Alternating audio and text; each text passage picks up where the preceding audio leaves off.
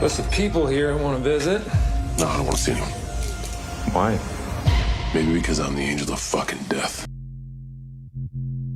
And here we go.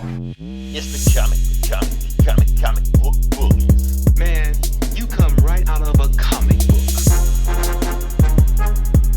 It's the comic book bullies. You will bow down before me! It's the comic book bullies. Now I am the master. It's the comic book bullies. It's the comic book bullies. All right, give it to me. The following contains offensive language and spoilers. Listener discretion is advised. We're not gonna take it. No, we ain't gonna take it. We're not gonna take it fake it anymore. Now. I hope I did that right. I know it, Good but enough. I don't know it. Good enough. It was on the finale of Peacemaker. It was on the finale. No, I remember. I've heard the song before. It's a classic song. Welcome back to the Comic Book Bullies. Nerds, your bully. I'm your host, Leroy, a.k.a. You Almost Got Titties Killed, with my co-host. Yeah, this is Eli, a.k.a. Pumpkin Spice Cheesecake. There you go. Okay, we're back. All right, and we're going to jump into it. Oh, also want to give a shout out to our lovely co-host, the AI. Oh, hail the Doombot. Always supporting us and nobody's singing, always watching us when nobody's watching us. So we appreciate the AI. Oh, yeah, back with another episode. And yeah, so I don't know if anybody's seeing this. Y'all have switched up my headphones on that. Maybe the last time I do this. But the only reason I'm doing this is because I have a story to tell about these headphones. I just really want to talk about these headphones. So here's the thing, Eli. I had these headphones about a year now. These are the AirPod Max Pros, thing like that. This is not sponsored by Apple because Max about to shit on Apple in a second. So they're not sponsoring us. The point is, what I'm trying to do, Eli, is that these things went out on me like this week. When Peacemaker came on, I'm like, we're going to put these headphones on, let's listen to Peacemaker. They went out, completely went out. I'm like, what the fuck happened? I can listen on regular TV. Who does it? Fuck, is it the 90s? So I bought them from Best Buy. I went to Best Buy. I'm like, I want to swap these out for some new ones. And because they were still under warranty, I got the Apple Care with and stuff like that. And they were like, they didn't go bad. I'm like, how you mean they didn't go bad? They went bad. He was like, nah, you lying. I'm not lying. I want some new headphones. Well, something you did, because obviously there's nothing wrong with them. So they blame me. They're saying that the headphones didn't work, but eventually they started working again. But so yeah, I don't know. So they were Best Buy has always been like infamous for not like exchanging shit. Like fucking, I'd bring they told me to go to Apple. I'm yeah. I brought like you got a shitty DVD and shit. You bring it back, they throw it in their DVD. It works fine here. Right. It just magically works then and stuff like that. So yeah. So anyway, long story short, now that the AirPods work fine now. So I don't know. Maybe it was me. I don't know. But I'm telling you, they didn't work, Eli. I'm not making this up. Maybe they weren't compatible with HBO or DC or something. I don't know. I watched it again because I watched it when I finally did get them work. I watched Peacemaker again, the season finale. That's why I have detailed notes on the season finale of Peacemaker because I watched it twice. So analyzing, huh? Yeah, I had to analyze it, so I caught some stuff on there. All right, then we actually moved to the podcast. Yeah. Enough about my woes and things like that. All right. So Eli, I'm gonna let you take over because I don't know what's going on here. What am I doing? Are we doing Halloween? Are we doing Halloween hullabaloo already? Whoa, slow down, man. Yeah, you were just in the middle of the podcast already. Well, you threw it to me. What am I doing? Let's get to the Halloween shit. All right. No, we're going to talk about rest in peace to Diane Keaton. Okay. Yeah. I like said, right. Only thing I know about Diane Keaton is that she got a bunch of crazy hats. Like everybody loves her hats. And that's about it. Like, because I'll be honest with you, I don't think I've ever seen a Diane Keaton movie. Well, she was in The Godfather. Okay. I forgot she was in it. She was in The Godfather, but what else was she in? She's been in some stuff like big like movies, but she's been in a lot of. She's been in movies, but it's just like I don't watch those movies. Yeah, that's what I'm saying. Like, she's been in a bunch of like comedies and rom-coms that's not my thing. Yeah. So she's been in a bunch of romantic comedies that I've never seen. So, but she's been busy. I think she won. I And, think she was in some and Woody and Allen plus, movies and stuff like well, that. she's been in a bunch of Woody Allen movies. Like I was gonna say like that. Now, that's not the reason I haven't watched any of her movies because I know Woody Allen is a controversial figure. People want to say they don't fool with him because he's a groomer, or they don't fool with him because he's possibly very much probably a pedophile. You say something like that. Those are issues, but not the issue I have with them. If that makes any sense. Okay. Well, reason I watched disclaimer: Leroy does have issues with those issues. I do have issues with that. Don't get me wrong. But that is not the reason why he doesn't watch. I'm just saying. Diane I feel like Keaton this. I movies. had reasons with Woody Allen before I knew about that stuff. If that makes any sense. Now you really have issues it. with them. Now you have more issues with them. That's what you said. Now I have more issues with. I had issues. Not only do I have issues with that, I have an issue with this. That's how you say it. Yeah. Right. Damage control. Okay, thank you, Eli. That's why we pay you the big bucks before you get us both canceled. Okay, I don't fool with Woody Allen because I think his movies. So what you're saying is right? No, but that's what I'm saying though. His movies are just too white, man. That's all. He just make white people movies. That's all I'm saying. Okay, you get what I'm saying though, right, Eli? You get what I'm saying? Yeah, I do. Yes. I'm saying like you can't ask a black person what's their favorite Woody Allen movie because they can't name any. Hey, that's the reason why I never watched Clueless. It's just Clueless is a good movie though, Eli. You might actually like it. But I'm just saying, like you don't ask a black person what's their favorite. I should watch Clueless to feel cultured. No, that's like the opposite of culture. I'm just saying. Oh man. But Clueless was like based on a Shakespeare drama. So. I did not know that. Oh, so it's deep. I can't. Yeah, I'm telling you. I can't remember. Clueless is a bad example. Then, Clueless, that's why. Clueless is a great example, actually. But I'm just saying we're gonna move on past it. It's like saying Wes Anderson. What's your favorite? Well, ask a black person what's their favorite Wes Anderson movie. They're not gonna give you an answer.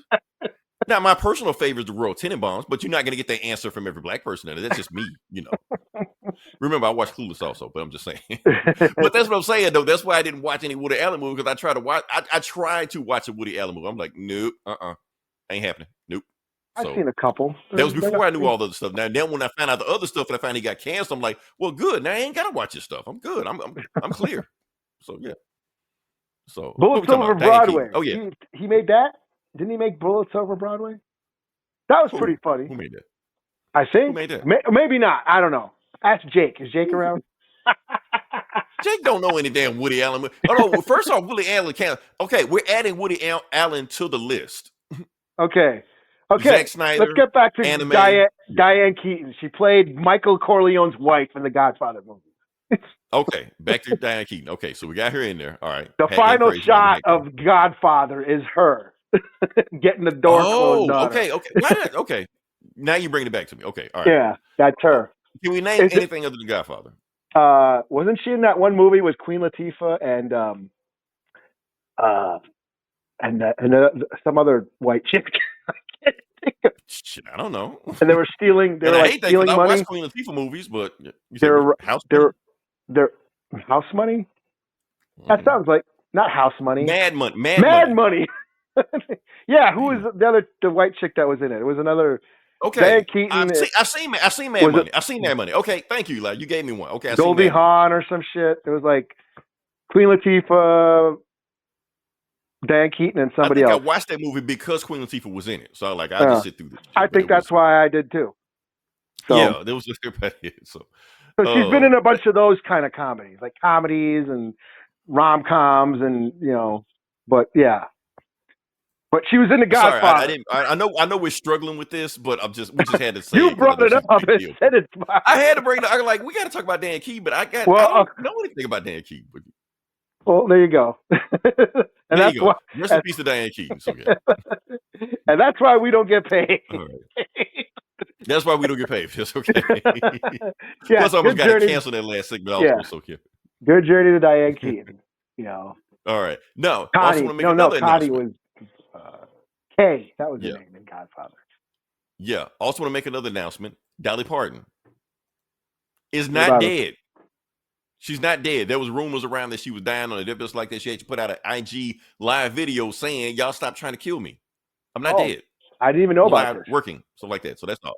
Okay. You didn't know about that? It was all over the news. It was everything. Like her sister put some news out, like Dolly Parton is in whatever health. Y'all pray for her and all stuff like that. And then it got so crazy. Like Dolly Parton came out like a couple days later, said like that, "I'm not dead." That's what she's saying in the IG video right now. Oh, She like, and okay. she even named the date when she recorded, like October the 12th or October the 11th or whatever like that. "I'm not dead. I'm still alive. I'm working." Okay. So that's all I wanted to put that out there. I did not. Yeah. I did not know about this.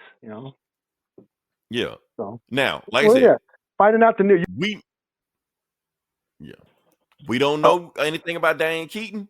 We know Dolly Parton. We love Dolly Parton.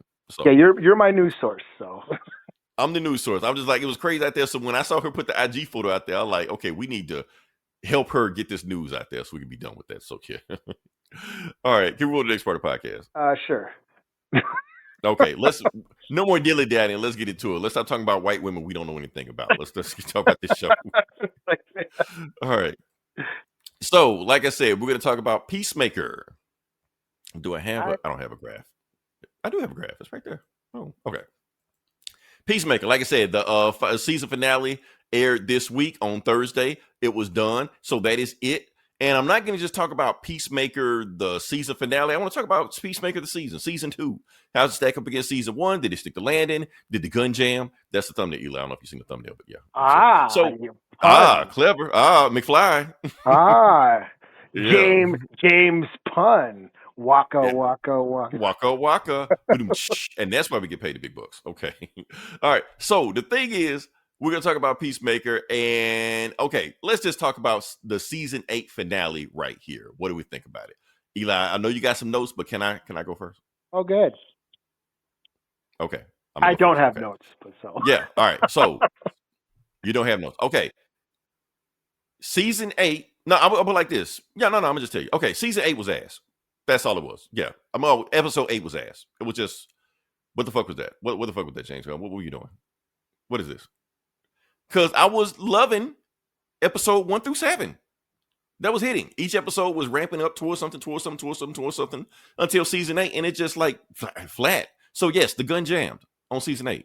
Like, what the fuck is going on here? Now, is it bad because he didn't have any cameos worth anything? Because Deadpool didn't show up, or Mickey Mouse didn't show up, or whoever the fuck he said but big cameo was going to show up? No, it wasn't bad because of that. It was bad because it was a bad episode. Y'all really need to get off this shit about, oh, I want Blue Beetle to show up and fight Peacemaker, shit like that. James Gunn never promised you that shit. All he said was, maybe he'll show up, maybe he won't. Y'all ran with this shit. Y'all the ones that said this. That y'all did the same shit with WandaVision. WandaVision was the greatest thing known to man. Leading up to it, and then when it didn't give you what you wanted, then y'all shitted on it. It's the same thing with this. They're trying to tell a complete story. Now, I'm knocking it because it was a bad story. This whole thing felt like a season. No, it felt like an after credit scene to a movie we've seen. It felt like the whole season was 1 through 7.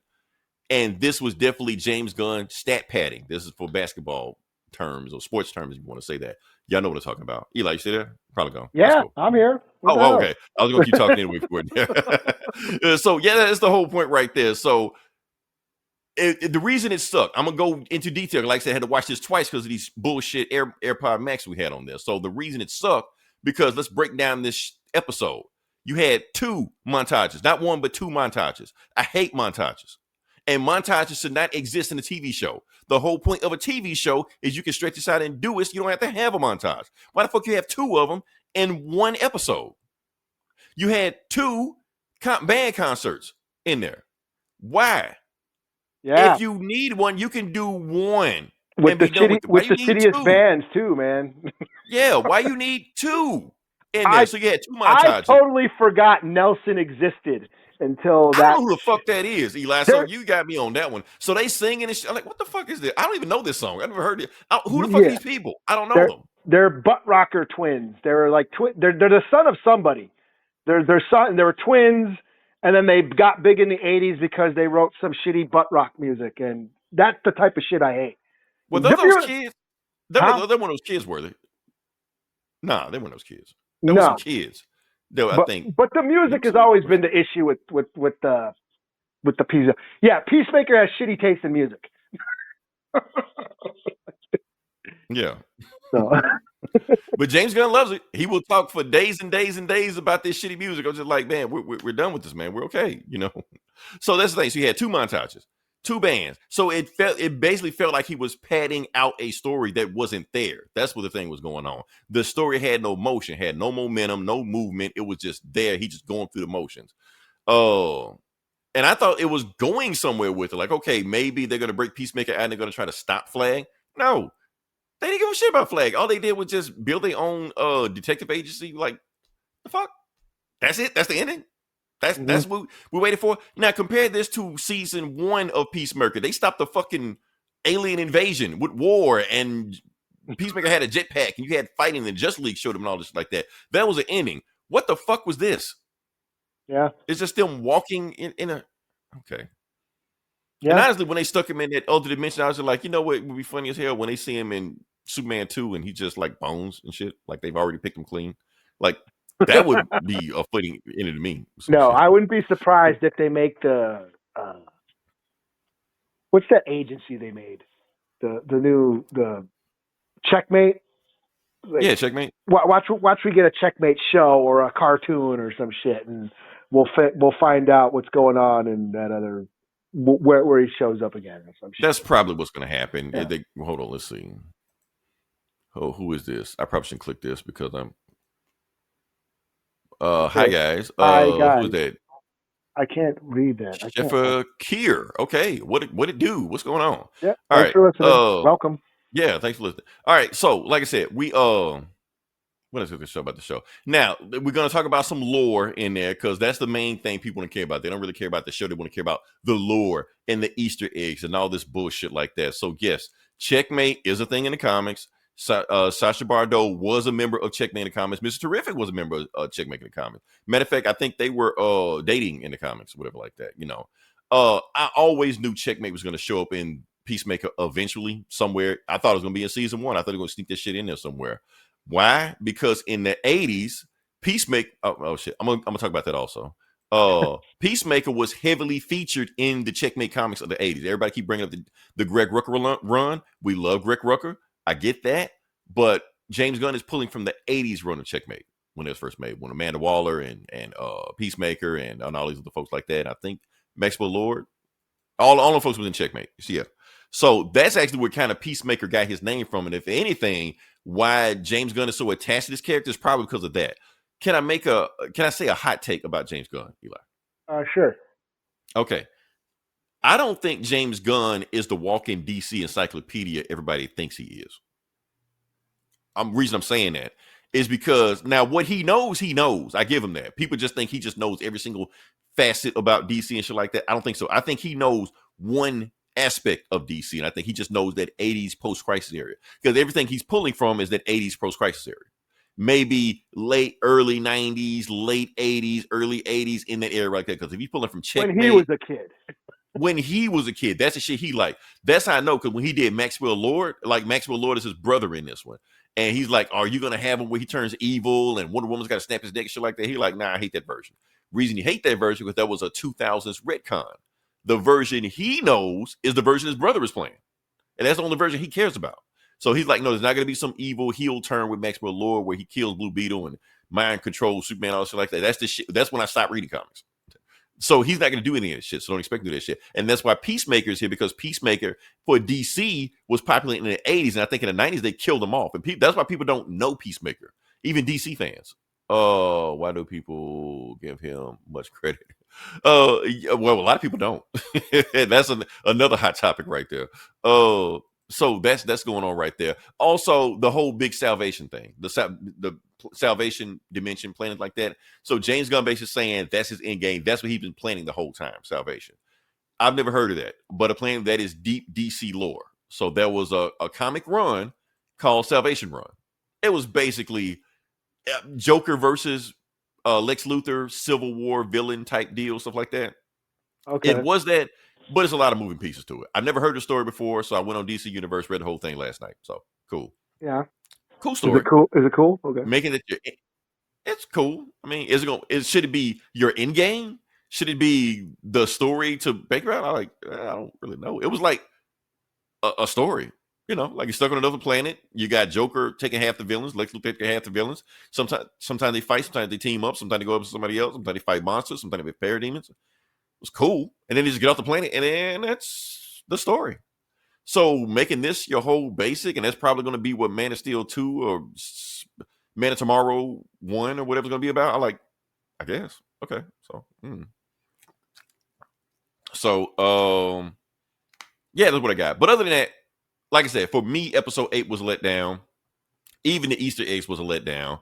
But up until that, 1 through 7, I was loving 1 through 7. I thought this might be one of the best superhero shows that come out if they stick the landing, which they didn't. But up until then, I was loving it. I was loving the subtext of it. I was loving, because, I mean, the thing is that basically Peacemaker was doing pretty much every sign of depression you could think about. Think about this. Every time he went into the other dimension before he went there, he was always doing drugs. He was drinking, he was popping pills, snorting coke, whatever the fuck he was doing that, So it was basically substance abuse, him tying that to that. That's why a lot of people think he was hallucinating it. And even when he basically wrote a suicide letter to them, saying, I ain't never coming back. I mean, that's all that was there. And then I ain't gonna say episode 8 completely sucked, because there were some good things in it. The intervention scene, I like that scene.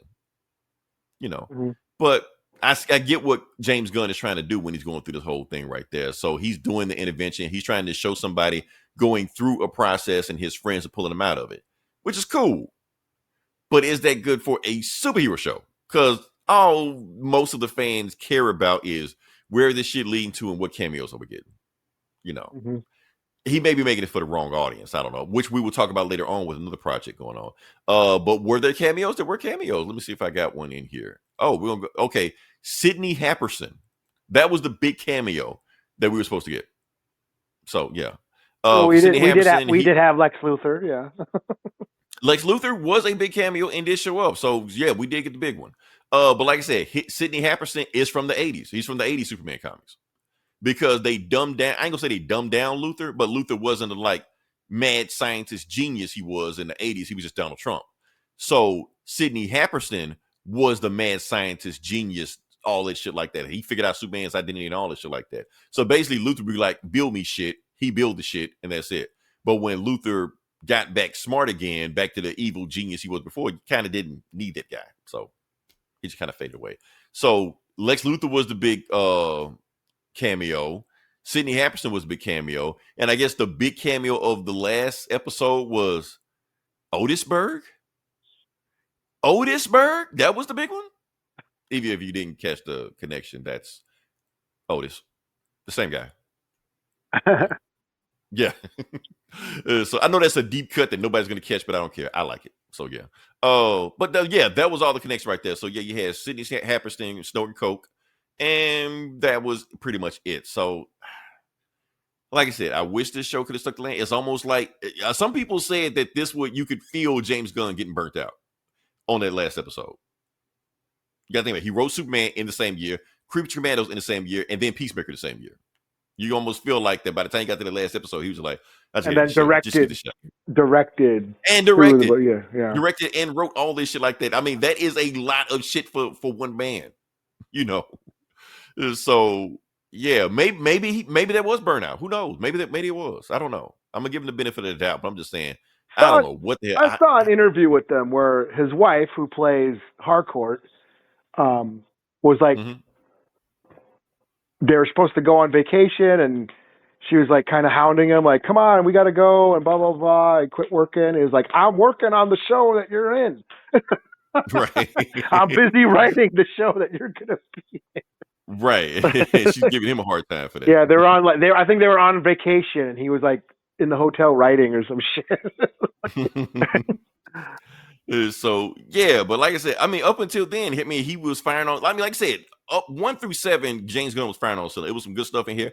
In my personal opinion, it's 1 through 7 is better than season 1 of Peacemaker, because I feel like it was a tighter story. That's a hot take right there. You think so? It's a hot take. I didn't think that was a hot take. Okay. Yeah, I guess we can disagree, but yeah, agree to disagree. But yeah, like I said, I feel like it was tight because, like I said, season 1, every episode was an hour, so you did feel like there was some bloat in there and some time he had to fill up stuff. Where this one, every episode wasn't an hour. Every episode maybe like 30 minutes, 40 minutes. Feel like it was a tighter scene to it, and plus the chemistry of everybody is better in 2 than in the first season. You can feel these are real friends in this season now, and you care for everybody in there, and they're trying to help each other out. Not saying they weren't in season 1. I'm just saying you felt it more in season 2. I felt like there were higher stakes. Like I said, the butterfly shit, I didn't really care about that plot in season 1. Where I care about where they were going in this one, that other dimension where he's trying to get his family back. It's more personal in this one. Felt like we were going somewhere with this. But like I said, it didn't. But that's 1 through 7. Like I said, it didn't stick the landing. Where season 1 definitely stuck the landing in that. So that's all I got with that one. But Eli, what you think? I mean, I agree that it was anticlimactic. I've had a couple days to think about this, and yeah, you're right. They had all this build up, and this momentum, and then it just kind of petered out at the end. Like it almost felt like episode 7 should have been the finale. Yeah, it felt like 1 through 7 is the season. That's what it felt like. Yeah, and because they built this whole thing up with the family in the alternate universe, and then this showdown with his family and all that, and then I felt like there's a lot of stuff there to explore, and they just kind of conveniently killed everybody, so now we don't have to deal with it, and that's where I was let down, because I felt like this whole season, this is my hot take, I felt this whole season was unnecessary. Because all we're doing is exploring their emotions. This is an emotional journey. It's not so much about punching and heroes, and it's setting up lore, of course, setting up it was all basically here to set up shit, set up this universe, the expanded universe, and then sort of explore everybody's emotions. And I think with this episode 8, it was an emotional climax as far as like, he got some sort of closure. Yeah, it definitely wasn't even, he got an emotional closure. But do we, as comic book fans, do we want that? No. That's what I'm saying. That's my issue. Like, okay, I get what he's trying to do, but in all that sense, did we really need that? We didn't really need that. And then this basically just, for me, it kind of felt like a commercial.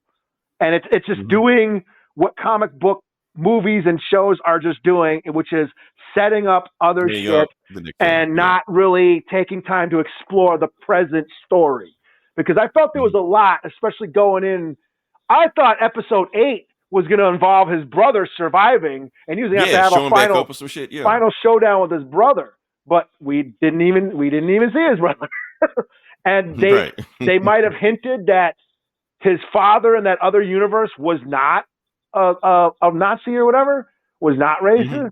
And that's why he saved. Yeah, I mean, James Gunn said that in one of those interviews, but so it's like that could have been something. Again, that would be something to explore, but they didn't. They killed him off. It's like, nope, we're going to bring up all these cool ideas and then throw them all away because we're not going to do anything with them, and because we got to set up 10 other movies. Right. And that's where I'm let down at. As far as the emotional journey, you're right. That where they're talking to Peacemaker and Adebayo is telling him how much she loves him and all that shit. I thought the breakup scene was very touching when she finally breaks up with her ex and says, "This is it. We're done. No more bullshit." I thought that was very touching, and it was all like an emotional climax. But was it enough to sustain a show? Not really. Sustain a superhero show and all that? Nah. Yeah, that's the thing. That's where I was at.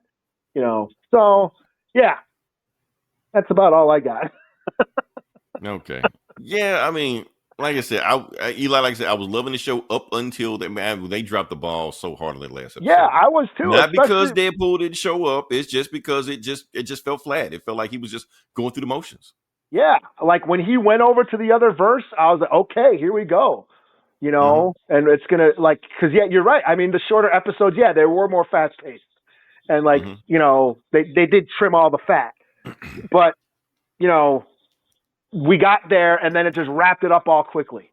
Like, really, that's it? His dad's dead. He's back in this verse, and maybe his brother's like I thought the brother was going to be a whole other thing, and then we would find out. We would get that sort of, explore the family dynamic, a little bit more, So, but it didn't. His brother didn't show up. They did all this shit. They set up, the new detective agency and all that shit, and they found their negative zone or whatever you're gonna call it. Right. And yeah, they're setting up shit for the next 10 movies, and that's basically all this was for. So, and that's where I'm like, yeah, they're doing what Marvel does now. So yeah, I'm like, I don't know, but yeah. So 3 out of 5 in the end. I'll just give it a 3 out of 5. Okay, because I got to go higher than you. So 3.5. 3.5 out of 5. I wanted to give it higher, Eli. I was on a high with this show. I was like, it even for a minute, it like broke the zeitgeist. It was like in like breaking social media trending and stuff like that for a minute, for a little bit, like, oh, what's going on in this Peacemaker show? And then it just kind of just went back to what it was before. I like watching it. I like these characters. I think it's funny. I laugh a lot. Like, it's fun to watch. It's just, it didn't give me, that satisfaction. You know what I mean? In the end, it wasn't very, yeah, it just kind of was a little bit of a letdown. Like, it feels like this is a cliffhanger. It doesn't feel complete. That's what it feels like. It doesn't feel like it's a complete story. Yeah. They did all this building at up. this point, I don't really care what happens to Peacemaker, to be honest with you. You just leave him over there. That's it. Yeah. I know he's going to show back up again, but I don't really care. Yeah, I mean, or the detective agency. I don't really care about the detective agency either. So yeah, I mean, what can they do now? There's really what can they do? I mean, because wasn't the whole point of it that Peacemaker told her that this shit is a scam anyway? Ain't nobody hiring people like us. Yeah, they were only like ripping her off, like paying for ass stuff like that. So why spend all this money on this when you already can't do anything? Yeah. So I don't know. It didn't really make any sense. But oh well. Yeah. It was funny. Anyway, keep moving next part podcast. Yeah, good. Yeah. Okay. Now we can move on. We're going perk of the podcast. Because now, Eli, we're here. The part that you want to get to. Oh, okay. That we didn't get too fast enough. Eli's Halloween Hootenanny. Hold up before you get started. Let me sit you up. Let me get you in there. Okay. So I don't know. Okay. I'm gonna work on the graphic next time, but I see that part. Boom. There you go. All right. So give it to us. Okay. Yes, it's Halloween Hootenanny time, where every year during October I talk about some horror shit. But this year we're talking about our favorite TV episodes or Halloween episodes from our favorite TV shows. Last week we did Community. Mm-hmm. This week was there's so many. I'm having a hard time narrowing it down. Like, what do I want to talk about? And, so I'm going to have to come up with some honorable mentions. Honorable mentions. Did you see the Abbott Elementary episode? That's next week. Yeah, she already jumped in the gun. Okay, my fault. I just want to make sure you've seen it. Okay, right. And you know what episode I'm. I know which episode you're talking about. So yeah, I just want to make sure. Okay, all right. Yeah. So honorable mention this week will be Brooklyn Nine-Nine. The Halloween heist episodes are a lot of fun. The only reason why I didn't choose Brooklyn Nine-Nine is because I haven't finished that show. I never watched the last couple seasons. So. Well, that's it hopped from like different channels to channel. It was on Fox and NBC and it went on hiatus and then So I just never got around to finishing it. But the Halloween heist episodes are great. Every year on Halloween, the police force does a Halloween heist where they try to steal something, and then the rest of everyone's trying to like find it, and then what they get the trophy. Is the best detective / genius or / human or whatever they get, the trophy that they get at the end. It's a running gag and shit. So yeah, fun episodes. But anyways, the episode I'm going to choose for the one that I'm going to talk about this week is Superstore. And I got the graphic. Ooh, yeah, right. the costume contest episode. I think it's season 4, episode 4. So for those who never seen episode 4, yeah. Yeah, so we've never seen Superstore. It's funny. It's about a bunch of people working at like a Target or Walmart, and just all the shenanigans that go on at the store.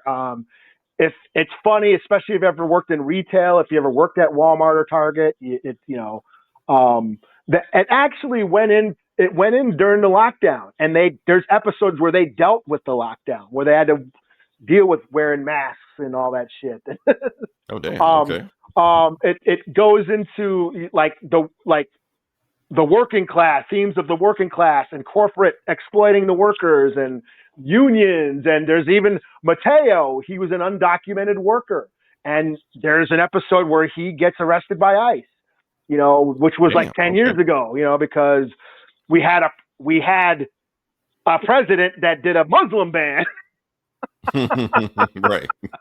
How do you ban a religion? I mean, isn't the whole point people came to America? But yeah. But yeah, the show deals with a lot of like current issues, but it's also very funny, And so this Halloween episode called the costume contest.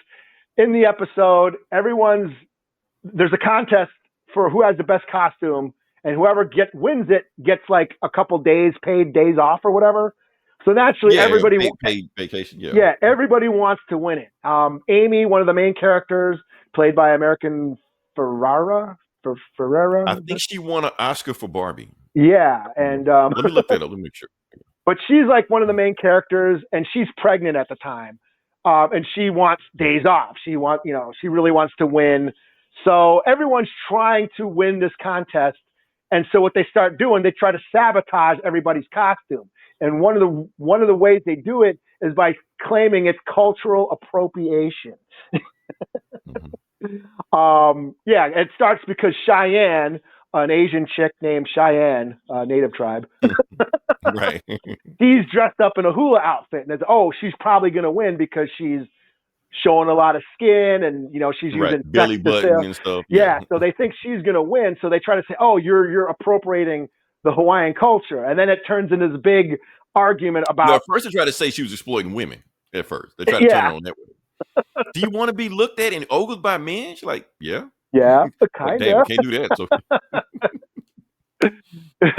And then they start bringing up the cultural appropriation. That's offensive to Hawaiian people. It was like, well, Sandra's Hawaiian and she doesn't care. And then, but then there's what's his face? The dock work. I can't remember his name now, but he's dressed up as a Jamaican. Right. He's got dreadlocks and stuff, but yeah. Yeah, and he's like, "Hey, Irie, hey, man, Bumblecloud." He's off.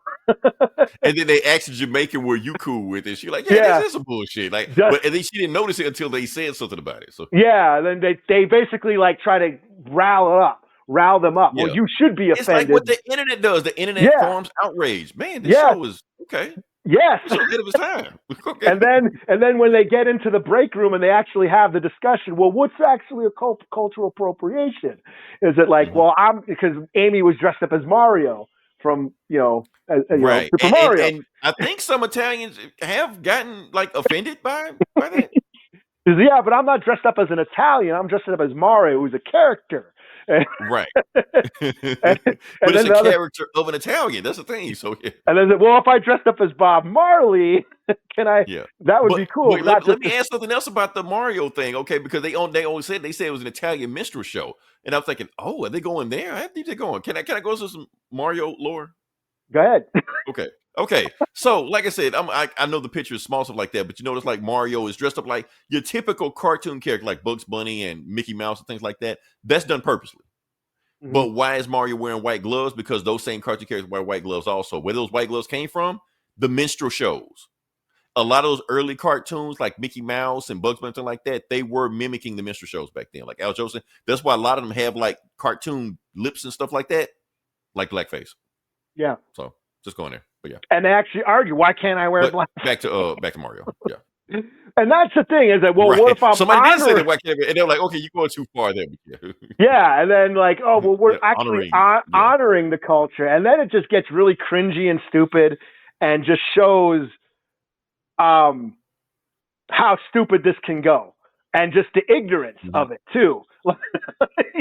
And there's a moment in here. There's a moment in this episode. Rewatching this, there's a moment like this really stands out as to why this is, I guess, an important topic. Is when that one old white lady, she's looking for salsa. I'm trying to find some salsa, not too spicy, and blah blah blah blah. I've tried the quesadillos in the chimichangas. And it's just like, yes, there it is. That's why you have the white person, the white culture, robbing all these other cultures, watering them down, and then exploiting them and making money. That's basically what it People say comes it's a problem down with to. Halloween in general, but yeah. Yes, that's what Yeah. that's what it comes down. But it's interesting that it just brings up the conversation. And then when they actually have the contest, you know, Marcus, that's his name, the guy dressed up as the Jamaican guy with the dreads. He comes out. Gay Spider-Man. Yeah, They could call him Gay Spider-Man, but yeah. oh no, that's Jonah. He was gerrymander. Yeah. That's Jonah. Okay, yeah. Yeah. No, Marcus is the guy dressed up. I'm like, I'm not Spider-Man. Yeah, Marcus is the guy in the dreads, and he comes out. Whoa, what's Irie? I'm Jamaican, and I'm an Irie. But what's not Irie is the history of black men. So you got the white guy white-splaining black culture or black history, Right.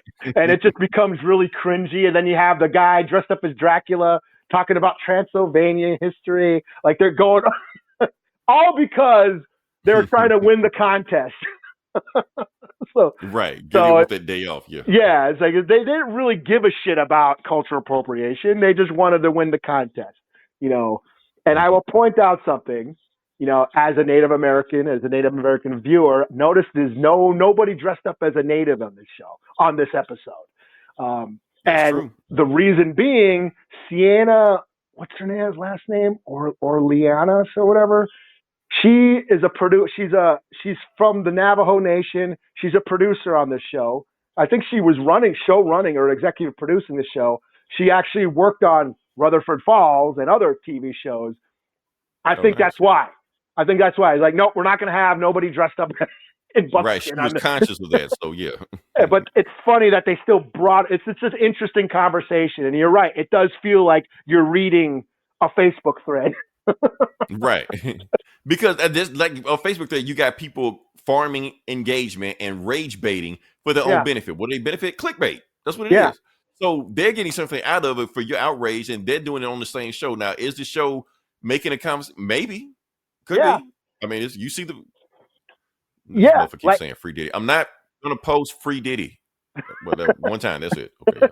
And it's funny because, like, when they're trying to explain to Marcus, the white guy who's dressed up as a Jamaican, Jonas keeps going to what's her name, Renee or whatever, the black woman. He's, Renee, can you tell us? Who's she's Jamaican. like, why do I? What do I got to say? And there you go. You have your tokenism.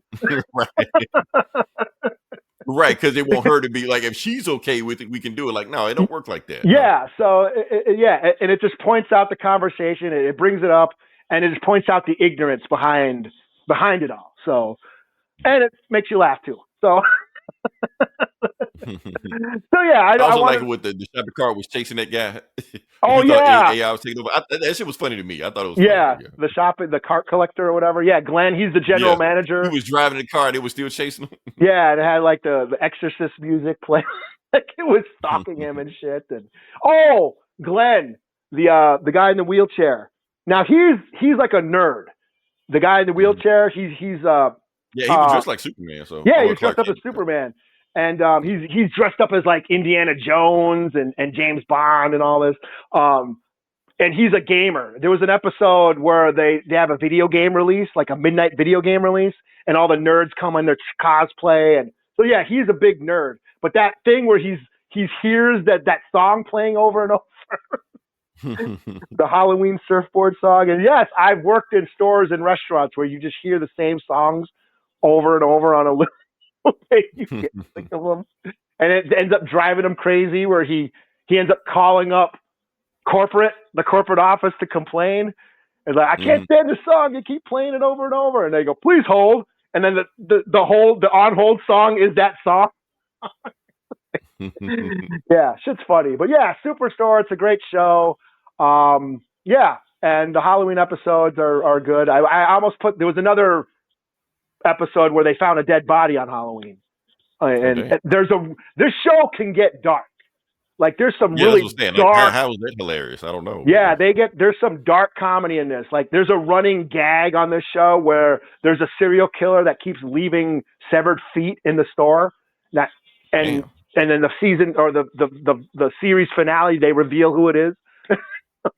Damn. Okay. Yeah. Did they And work there? Did the person work there? Or Oh yeah. damn. Okay. It's funny. But yeah, All right. it's a great show. All I right. binged. So we'll see next week. Yeah. Yeah, I binged it during lockdown. It was, I never watched. It had been on for like 5 years already or whatever. I think it started in like 2015, and I had never watched Yeah. it. It was around for a while. Yeah. Yeah, and so it was one of my Yeah, like I said, that was probably my first time watching that episode. So yeah. yeah. So yeah, Superstore, the Halloween episode. Check it out. Yeah, there you go. And Cool. on to the next. All right. And move on next part of the podcast. All right. Yep. Flying through this. All right. So the next part, like I said, there was a Marvel that New York Comic Con was this week. Yeah. I'm not gonna do a whole thing on it. I'm not gonna actually do anything about it. I'm probably just talk about one thing about it. I said, honestly, I'm gonna just talk about the one thing that did kind of catch my attention. Wonder Man. Oh yeah. Oh yeah. We're finally talking about Wonder Man on the Wonder show. Man. We never talk about Wonder Man. We can talk about Wonder Man. So a lot of people saw the trailer, saw what's going on, and a lot of people like, what the fuck? What is this? And of course you had the usual crowd, always. Now my thing about this, that was a lot of takeaways from this trailer you could take away from it. If the first thing you go to is race swapping, why they do it, why they're doing that says more about you than the actual show. Because honestly, I think the show it probably is going to address that with the way it's going. Oh, because that's why I said I think this show is She-Hulk 2.0. I've only seen the trailer. That's all I know about it. But I feel like a She-Hulk 2.0 because it's kind of doing the same thing. It's not trying to be a superhero show. It's trying to be a sitcom. But it's taking a Marvel property, and trying to bend it into a sitcom and maybe have some superhero stuff going on. Which honestly, this show, I don't even know if it's even going to do some superhero shit. It might just be a dude just doing that, which we've even had shows like that. I think there's a show on Apple TV right now called The Studio. It stars that guy, Seth something. That guy. It won like a shit ton of Emmys and stuff like that. But it's making fun of superhero shows and things like that. So yeah. Yes, I am ignoring you. I'm not clicking anything about Diddy. Yeah. Self-aware comedy, like Right. like She-Hulk was. Yeah, like She-Hulk was genre-bending satire. That's what it was. Yeah. But like I just said with Peacemaker, is this audience ready for something like this? No, they're not. We've seen this happen before. Like I said, this isn't me predicting anything. This is me telling you that because we've already seen it go through before. We've seen history repeat itself. Like I said, okay. The comic book fan, yeah, we've mentioned Simon Wolf or Wonder Man. We've mentioned him many times because he's been an Avenger for a long time. But he's never shown up. Lower end Avengers. One of the lower end Avengers, but I mean he's been there. He's been on the team. Yeah, but he's never shown up yet. And now he is, and we know what's gonna happen. All of a sudden we're gonna have all these Simon William experts coming out of the woodwork bitching about this show. Who never give a fuck about Wonder Man. 20 years, we're going on 20 years into the MCU by now, where they never bitched about it before or even mentioned his name, and now all of a sudden they're going to have an issue. And Now they care. Simon Williams is white. I mean, Wonder Man is white. You never give a fuck what Wonder Man was. And it's like Eli, like you saying, like when they be having the superheroes, they don't give a shit about just race swap them, make Namor, whatever, make Wonder Man whatever. Who cares? Nobody would care, Yeah. But that isn't my biggest problem with this show. Okay, like I said, the race swapping aside, this almost has nothing to do with Wonder Man as a character. I know you just shitted on folks. Always will actually just saying it, Eli. I'm about to be that guy. I'm just saying. So just disclaimer. Just put that out there. Because I guess I'm the foremost Wonder Man expert on the internet because nobody else knows anything about Wonder Man except me. So I'll just say this. So yes, so this is what Wonder Man looks like in the comics. One of his looks. He changes his looks all the time. So like that. But I'm saying it's one of his looks. What about the green? That green suit where he kind of looks like that was Adam a green Strange. suit. Like I said, he's had some. That's my Wonder Woman. I mean Wonder. Oh, you old school, man. You old school. Okay, not my Wonder Man. Not my Wonder Man. And that's another people. I saw some people do that. Say Wonder Man isn't now. Wonder Woman isn't a man. What is this shit? Like, okay, y'all completely fucked up now. y'all all over the place. All right. So the reason I'm going to the 90s version of Wonder Man, because like I said, this show, what they're doing right now, has nothing to do with Wonder Man. Like I said, Wonder Man, not Wonder Woman, Wonder Man got his powers from Baron Zemo. They can't do that because Baron Zemo hates superheroes, so that shit will never happen. He's in a love triangle with Scarlet Witch and Vision. He's in love with Scarlet Witch, not Vision. I'm just saying that's the thing. They can't do that storyline because that storyline is basically already wrapped up. Kind of already. So what else do you do with Wonder Man? So there was a storyline in the 90s where he did go to Hollywood and become a stuntman. That is a story that did happen in the comics. He became a stuntman because, like I said, he didn't want to be an Avenger or a superhero no more, so he decided to go to Hollywood. Since he could crash a car and it won't even hurt him, he just walk away from it. He made a bunch of money doing stunt work. And eventually he got big enough, he started starring his own action movie. So that is where they're getting this Hollywood aspect of Wonder Man. It was a thing that happened in the 90s, and it kind of got away from it, you know. No, what was that show? Was it one of the Guardians movies where it said Nathan Fillion as Simon Williams or some shit? They cut that scene. That was gonna be there, but they cut that scene. Yeah. Okay. Yeah. And another of y'all fishing for shit and Easter eggs, shit like that. Oh, the big bad guy is Kovac. The big bad guy is Kovac. No, the big bad guy is not Kovac. The villain in the comics was Korvac, and they spelled it different. Not the same thing. This is just a dude. Just go with it, man. Stop fishing for shit. That's why I hate you, motherfuckers, man. I'm sorry, Eli. I'm on a rant. No, but, man. Yeah. Fuck it. When are we going to be able to do that? That's what this is for. That is true. Okay, like I said, this is where we talk about the stuff like that. The whole point about it is that Wonder Man gotta stop doing just. Yeah, y'all gotta just start enjoying shit, man. That's what I'm saying. Stop making everything like a fucking homework assignment. Oh, I gotta know this for the test later on, something like that. You can just watch it. It could be okay. Now I get it. This genre bending, satire stuff like that. This isn't really made for comic book fans or anybody. Who is this made for? Who's gonna enjoy this shit, Eli? Because here's the thing. Another part of the discourse I'm saying. Like I said, you got this half of the side over here, the usual crowd. Blah, blah, blah, blah, blah, blah, blah, blah, doing all the bullshit they normally do. Meanwhile, you got the other, the side over here that's bitching shit like that. They're not going to watch the show. They're just going to bitch about it every episode, just picking apart the trailer, just make fun of it and all this shit like that. I'm already hearing it. Yeah. This ain't Wonder Man. This is Wakanda Man. Woke Man. Yeah, I can see that. Yeah, woke man. But on the flip side of that, Eli, okay, you got these people yip over here. Then you got the other people that don't know who the fuck Wonder Man is, never seen Wonder Man like that, automatically defending the show. Just coming out the woodwork. No, you don't shit on Wonder Man. This show might be good. But at the end of the day, they're not going to watch the show either. Yeah. You don't like Wonder Man because you're racist. Yeah. Right. It's all there. You hate Wonder Man because you're racist, all this shit like that. But they're not going to watch the show either. Eli, it's Ironheart all over again. Mm-hmm. We've seen this play out before. So Ms. you got Marvel. 2 sides that it happened with She-Hulk, happened with She-Hulk. And I enjoyed She-Hulk because I got what it was She-Hulk. doing. I liked it. Yeah. I liked it was a satire. It was like a Deadpool. It was making fun of shit. It was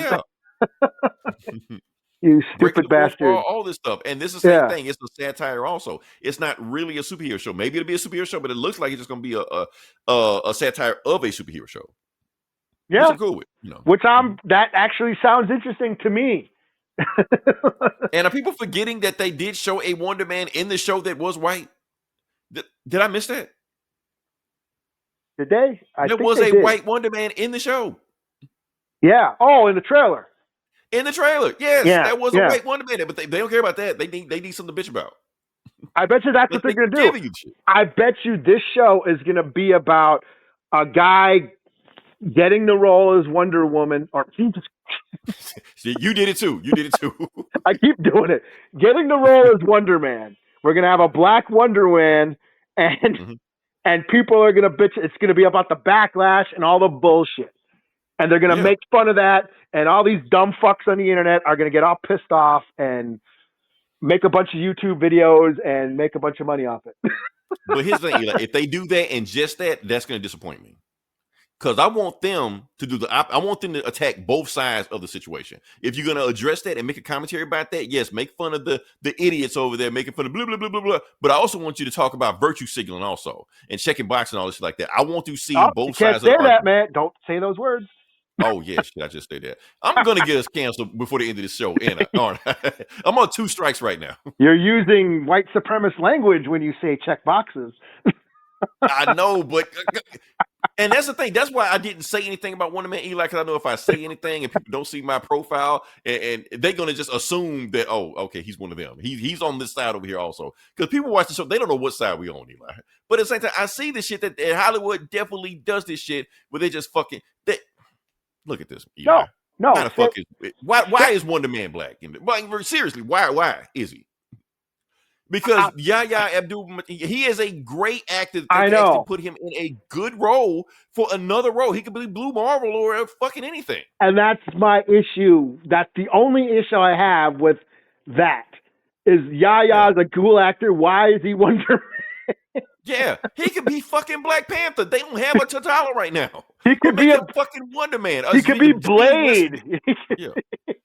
Blade, anybody. Yeah, they don't have a Blade right now. They can do anything. But no, let's just make him a Z-list Avenger from the 80s. Everybody forgot about that. Now everybody's pissed off about because they race change stuff like that. And they do this to draw up attention on the internet. He could be a bishop. He could be, yeah, man.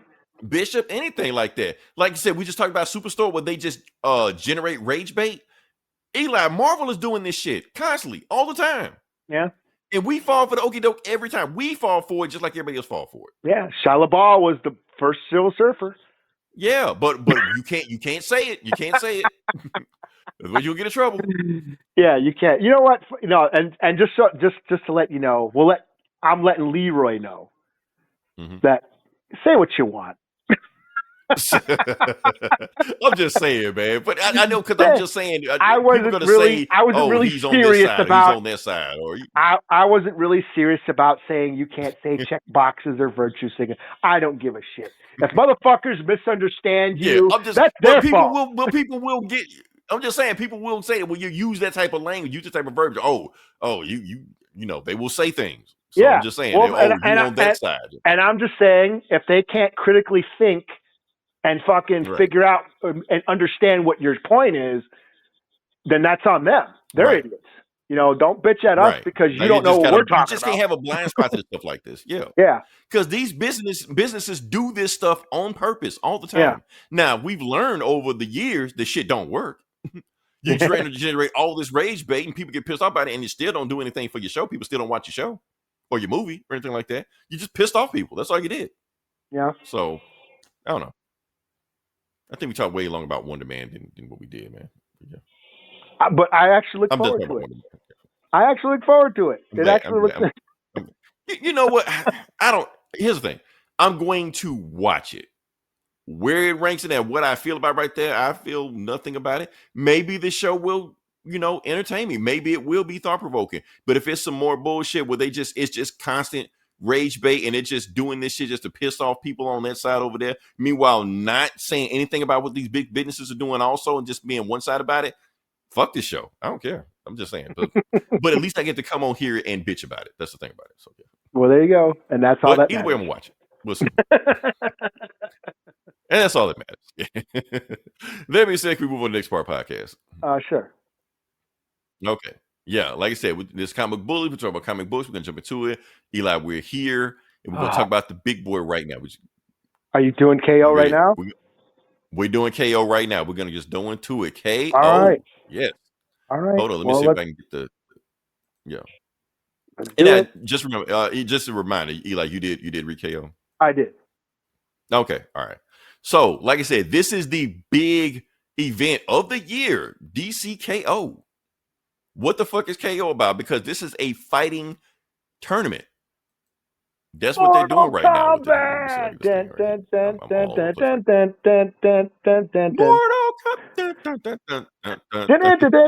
You should have did that at the beginning. That would have known that. Choose, test your might. Superman. All right. Yeah. All right. So, like I said, we're talking about DC KO. Which we're going to talk about Mortal Kombat later on this also. Hold on. Let me click this before we jump into this. Hold up. What do we got? Nightwing was one of my favorites. Nightwing's awesome. Yeah, we love Nightwing on here. Yeah. Tom Taylor's run was dope. We reviewed that shit. Mm-hmm. Yeah. It won like awards left and right or stuff like that. So yeah, we Yeah. love it. So yeah. All right. So the thing is, what we talking about? What's name is saying DCKO. So like I said, Eli, I hate to tell you this. This is another crisis. I We haven't had a crisis I, in a while, so we need. I can tell. Yeah. Yeah, we needed a. We haven't had a crisis in 5 minutes. We need a crisis. So yeah, so they set it up, but they're doing it in a way to be like, okay, we're gonna make an instrument before we just reset all this. We need bullshit. some more Like, number ones to sell. So yeah, we got to do all that and DC this and DC that. So yeah, why not throw this shit in there? So yeah, so this is a fighting tournament where this is basically just a wham bam tournament. DC, everybody's fighting everybody, and yeah, let's just jump to this bad boy. Let's go to it. Okay. So, and I love this little splash page right here. It's pretty awesome also. So yeah. All right. So you got Superman basically getting ready to win his tournament. He said, I've been in like a million fights. What's one more fight? And he like smashed his fist together. He walks to the door and he sees this big thing. He like, oh shit, what the fuck is that? That's that's a flashback. Then we're gonna go to yeah. All right, so we're gonna flashback to now, I guess a week ahead of time, when Superman, Batman, and Wonder Woman in regular clothes, just chilling, playing a board game. They're all getting ass whooped because Batman characters are more overpowered than their character is, and they find out who made this fucking game. And they find out that the maker of the game is Matches Malone Entertainment, which means Batman made the game. all the Batman themed things, powers and shit. Right. Yeah, so it's thing like that. So meanwhile, while they're getting their ass kicked shit, and Superman don't want to like go, and Superman don't want to play the game anymore. He's like, I don't like it when you just go all out, so like that. I don't like that. So he quit playing the game. But when they're doing that, then they get an alert. They look outside and everything's red. And who is it? Darkseid, because Darkseid is Darkseid-Zilla. Darkseid-Zilla, and they're like, damn, Darkseid everywhere. Then they put a alert in for the Justice League. Darkseid's in Gotham. Darkseid's in Metropolis. We need to do something. Like, no, Darkseid not in Metropolis. Darkseid is in the Mascara. Darkseid is in Gateway City. Darkseid is in Oa. Everywhere they look, they see Darkseid. Darkseid is all over the universe. Everybody everywhere, all at once. Everywhere, all at once. Yeah. Darkseid Manhattan. Right. So the Trinity goes into action mode. Just go there, and it doesn't even fucking matter. Darkseid kills everybody instantly. Batman goes first, dead. Wonder Woman next, and then right before Superman goes down, yeah, he's out of there. And before Superman goes down, Superman can hear everybody on the planet goes, Darkseid is, and then he dies. Out of there. So, and that's when they say, and that's how you die. And so who's narrating this whole time? The narrator of the story, and it's gonna be confusing, is Doomsday. Yeah. I know it's been a while, so a lot of people have seen Doomsday before. You like why is Doomsday on Ozempic right now? Like I said, he cut carbs, quit sugar, drinking more water. There's nothing wrong with that. So yeah. There's a whole reason why he's skinny and smart, like that. I'm not gonna get into it. You just gotta read Superman stories. It's a thing. He's telling them what's going on right now. He's telling them that yes, a week from now, everything you just saw is going to happen. Doomsday also has time travel powers, which I'm not gonna get into. So y'all gotta get y'all shit together, because when Darkseid shows up, you're not gonna win. It don't matter what you do, you're not gonna win. You can't plan for him, you can't prepare for him, you're gonna lose. And like, well, what are we supposed to do? You're like, okay, well, only one thing you can do, just reset everything. Like, what do you mean reset everything? Yeah, just start over. Like, how? What do you mean what how? And then he looks at Flash, he's like, that motherfucker reboots the universe every Tuesday. Just do the shit. And so they're like, no, man, we're not gonna do that. We're not gonna reboot the universe, man. There's gotta be a way we can save the universe from Darkseid. And then they're like, no, you can't. And man, while they're talking, Batman gets a text from Lois Lane. And he's just like, yeah, Lois just texted us about that game we're going to have next week. Like, it's everything that's supposed to happen in the future is happening right now. So basically what's going on is that they're talking about the origin of Apocalypse and the dark side, stuff like that, that it was basically, there's a thing called the Omega Heart. I'm sorry. There's a thing called the Apocalypse Heart, which gave Darkseid his powers. And that same Apocalypse Heart, they found it in the center of the earth. They know where it is right now. So they're like, okay, well, why don't we? So the only thing we can do, since we don't have enough power to stop Darkseid, why don't we send somebody to the heart of the Apocalypse Heart, become their champion, and they'll have enough power to stop Darkseid? They were like, yeah, that shit ain't going to work. Because y'all are too good. Y'all are too soft. The heart won't trust you. It needs like a champion, a beast to do some stuff like that. And y'all just ain't ready for that. But then, and Booster Gold's back. And they were like, well, why don't Booster Gold do it? Because since Booster Gold been stuck in the Omega dimension for this long, and he got all this Omega energy right now, why don't we send him in there and do it? And Booster Gold's telling him, nah, that shit ain't gonna work, man. Matter of fact, that's a really, really, really bad plan. Why is it a bad plan? We don't know yet, but we will. Because it's Booster Gold, and he's gonna fuck it up somehow. He's gonna fuck it up or something, but he's actually gonna really, really, really fuck it up. We'll find out why he will. So they're like, the only way y'all can do this, because if you try to go to the Apocalypse Heart in the center of the earth, it's going to defend itself. And because it wants to make sure that it has the most powerful champion to defend itself. And if you do that, you have the powers of the gods, you reboot the universe, you do anything you want to, and you have the power to fight Darkseid. If you fight Darkseid, you might beat him, and you can fix the universe and fix his planet also. But the only way to do it is going to form itself in a tournament form.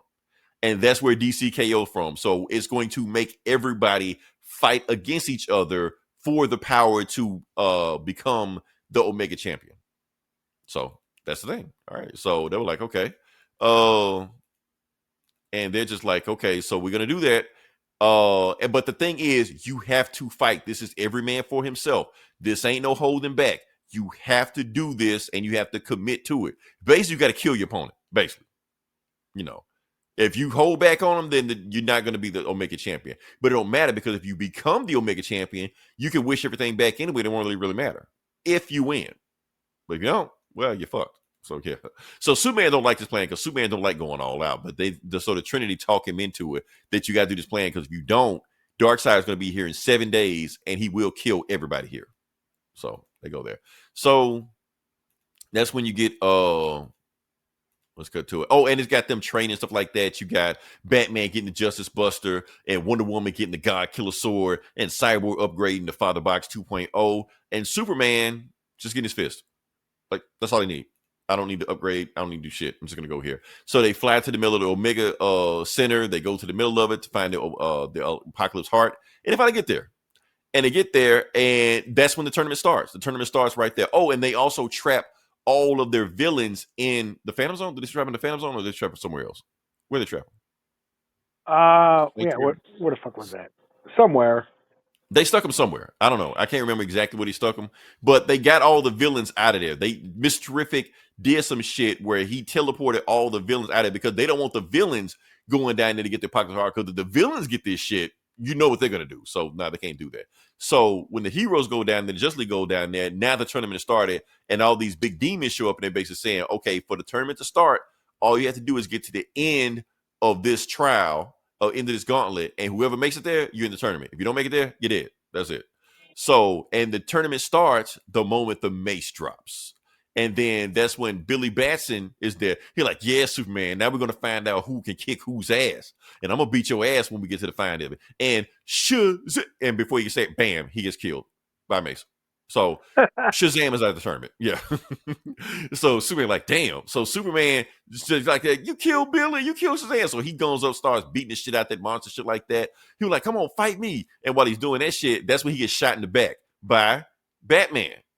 Batman's trying to tell him, Clark, what the fuck you doing?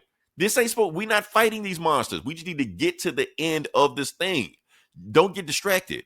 And you're like, fine. So Superman could easily fly to the end of that thing, get there the first one, and be done with it if he was out all for himself. But he's not all for himself. So everybody rushes in there. A lot of people get killed. A lot of people don't make it through there. Adam Strange, dead. So he didn't make the tournament. Superman flies to the end, but instead of Superman and Jay Garrick activates something. When he does it, I think he sends out some parademons. Yeah, he stepped on like a booby trap, yeah. He stepped on a booby trap, which they designed to do this shit anyway. So they're kind of like stopping them from going through there. So what Superman does is punch a bunch of these parademons to get clear a path for everybody else to go through there. And Batman is telling him, stop doing that shit. Stop worrying about what everybody else is doing. Lobo was there. Of course, Lobo makes it to the end also. But yeah. And Batman is telling him, man, you got to stop doing this shit. You have to get to the end. And don't worry about us. This is every man for himself. Because if you don't focus all the way in, you got to stay, bam, and he gets stabbed. Sharp. He couldn't even finish the sentence. And then who he gets stabbed by? The Joker. Bam. bang. And but Joker's like, and now the Legion of Doom, you got Joker, Lex Luthor, some other people also, basically Legion of Doom. And they're pissed that the Justice League locked them up. They're like, oh, you think we weren't going to get here? No, we're going to get here too. We're going to get that heart also. We're going to wish whatever we want, you know. So Batman's dead. Batman is out of the tournament. He was the first one to die.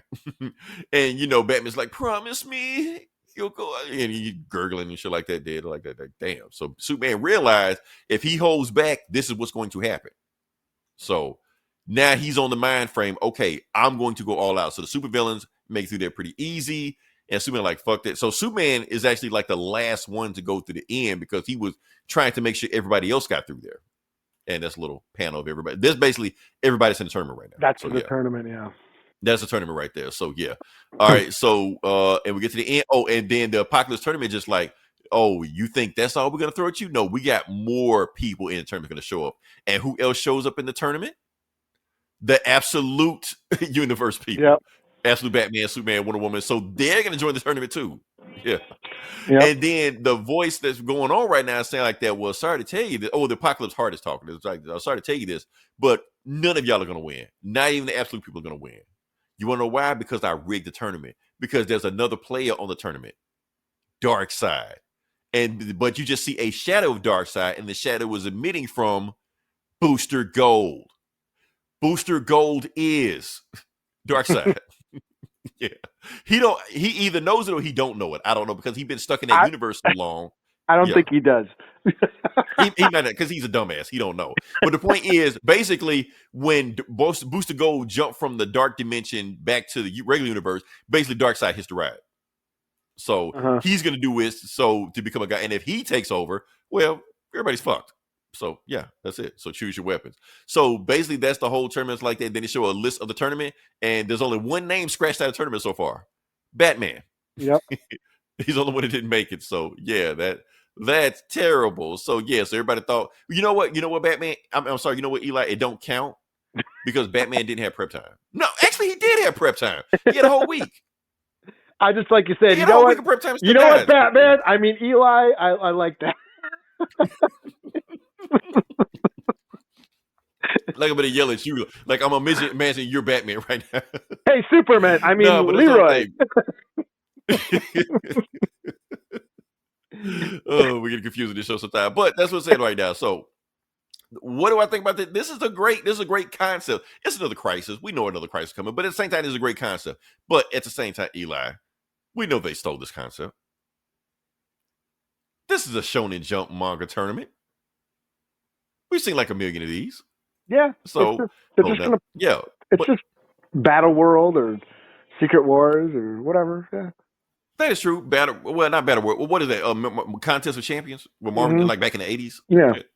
That again. But like I said, this is something that manga has been doing for like the last, and popularized for the last 30 years. Like every single Shonen Jump manga has done this storyline. It's just a thing that happens. So, man, a lot of times that's like the best story of everybody, say that. What's my favorite one? And I say that the one that beats it is Dragon Ball Super, the Tournament of Power. Ultra Instinct Goku? Can't beat that. Come on, man. Will Superman go Ultra Instinct? That is the thing. Go Super something, yeah. Super Saiyan? Superman, Super Saiyan? So, yeah. Super Saiyan Man. Right. But wait, Eli, there's more. Because at New York Comic Con, they announced more challengers. There's like more people are coming to the tournament. Yeah. Have you heard about this? No. Oh, rip. Okay. So this is what they announced. So next year, here are the other tournaments coming. I don't know if you can see. You probably can't see this or anything like that. So you got Red Sonja, Sub-Zero, Vampirella. I don't know who that bear person is. I think it's from something. You read Something Killing Children, right? Yeah. I think that's from that. And Homelander. So a lot of people see, from the boys. Yes, Homelander is going to be in this tournament. So the thing about it is that a lot of people saw this picture and they thought it was fake. Oh, this is just some bullshit or something like that. No, Scott Snyder posted this. This is real. Homelander is coming to DCKO. And I think Jim Lee even said, yes, I know everybody wants to see Superman fight Homelander. It's going to happen. Okay. So, well, there you go. There you go. Like I said, I want to see Superman dog walk Homelander. That's gonna be it. We want to see that. We know it's gonna happen. So yeah, give it to me. So yeah. Overall, I'm gonna give the story a 4.5 out of 5. Like I said, because it's sad that it took the big two this long to catch up with manga. Well, at least DC. Marvel still had Marvel. Please fight back. Do something. You got DCKO. You got the Absolute Universe. What the fuck are y'all doing? You got the Ultimate Universe and you're canceling that shit next year? What the fuck? So, I don't know. They got Wonder Man. Okay. Let's see. What is this? Oh, I knew I should have clicked this. What is this? Yep. Should not have clicked that. Okay. Virus. We got it. I can't see that. Yeah, I thought, I mean, I'll give it a 3.5. Just, I dig the concept. I just now, to be honest with you, Eli, you do have to keep up with Justice League to know what's going on. Yeah, I just felt it was really overwritten, and it's Scott Snyder doing his Scott Snyder shit of, the Earth has positive energy or omega energy or alpha energy or whatever the fuck, and Apocalypse has omega energy, and there's the factory and whatever. Like he always remember the Forge in Dark Knight's Metal. There's right. He always comes up with some. Okay, this is the spatula of existence. Right. That no other DC writer touches. As soon as he's done, they just forget that shit. Yeah. It's and it's just like, okay, all that 40 pages just to set up a big fight. Like, right. Just for Joshie Williams to take over to be like, okay, ignore all that shit. Yeah, that was a lot. That was a lot just to say, fight. Right. But you can't say just give us a crisis, Eli. You gotta have a reason for a crisis. Yeah, I know. If it's a flimsy reason, you gotta have a reason for a crisis. Yeah, you have to, which means you gotta come up with a bunch of excuses and write a bunch of crap because there's been 1,000 of them or whatever. And right. But yeah, this was, I can't wait to see I'm waiting for the fights now. Like, it was big. Okay. Yeah. And like I said, if you look at the bracket, they basically saying that's who the fight's going to be. Joker versus Red Hood is going to happen. So yeah, and plus, even if they die, it don't really matter. No, they're just going to reboot. They got to reboot the universe anyway, so it don't fucking matter. That's what Darkseid did. I do want to give DC credit though, Eli. This is not the first Shonen Jump manga tournament they've done. They did it with Robin. Remember the Robin series? The one where he was on the island, where Damien was on that island. That was a Shonen Jump manga tournament. That's all it was. Yeah. And they could kill everybody that didn't matter with them too. Yeah, but then it also basically explained the Absolute Universe, that Darkseid created the Absolute Universe so Earth could not have the alpha energy or whatever the fuck. Well, no, he wants to basically the Omega energy in his universe. He wants to turn the Omega energy in our universe too. Darkseid wants everything. Yeah, that's why he created the Absolute Universe. So there's no alpha energy. It's just all dark energy. And that's why he's so powerful. That he's using the whole universe's energy to power. That's why he can be God Kaiju Darkseid and be everywhere. What Joker said in that Absolute Evil book, he was like, because if you do evil in this universe, you get rewarded. So he basically, So this basically explained the whole Absolute, why the Absolute word exists. So he wants to make our world absolute also. He wants everything absolute. Yeah. So, yeah. All right. I'm throwing it to you. So what you got? Well, I'll do Absolute Batman. Okay. I'm gonna give it to you. I did read it, but I'm going to throw it to you anyway. So yeah. Okay. All right. Well, we got, Oh, my fault, Eli. Can I take Absolute Batman? If you sure. If you want, okay. Do you want me to do another? Okay, I'll do Star Wars then. Okay, you can do Star Wars. All right. All right. This will be quick. This is Han Solo, Hunt for the Falcon, #2, written by Rodney Barnes and art by Roman Rosanas. Cool stuff. Now, wait a minute. So is this like continuity for the sequel trilogy? Yeah, this is Old Man Han Solo. So, how dare they? Yeah, this is obviously takes place before The Force Awakens. Han Solo is bored, getting bored with his life, and decides, you know what? I want to relive my glory days. I want the Falcon back. So him and Chewie go on a quest to find the Falcon. You know, and they go down.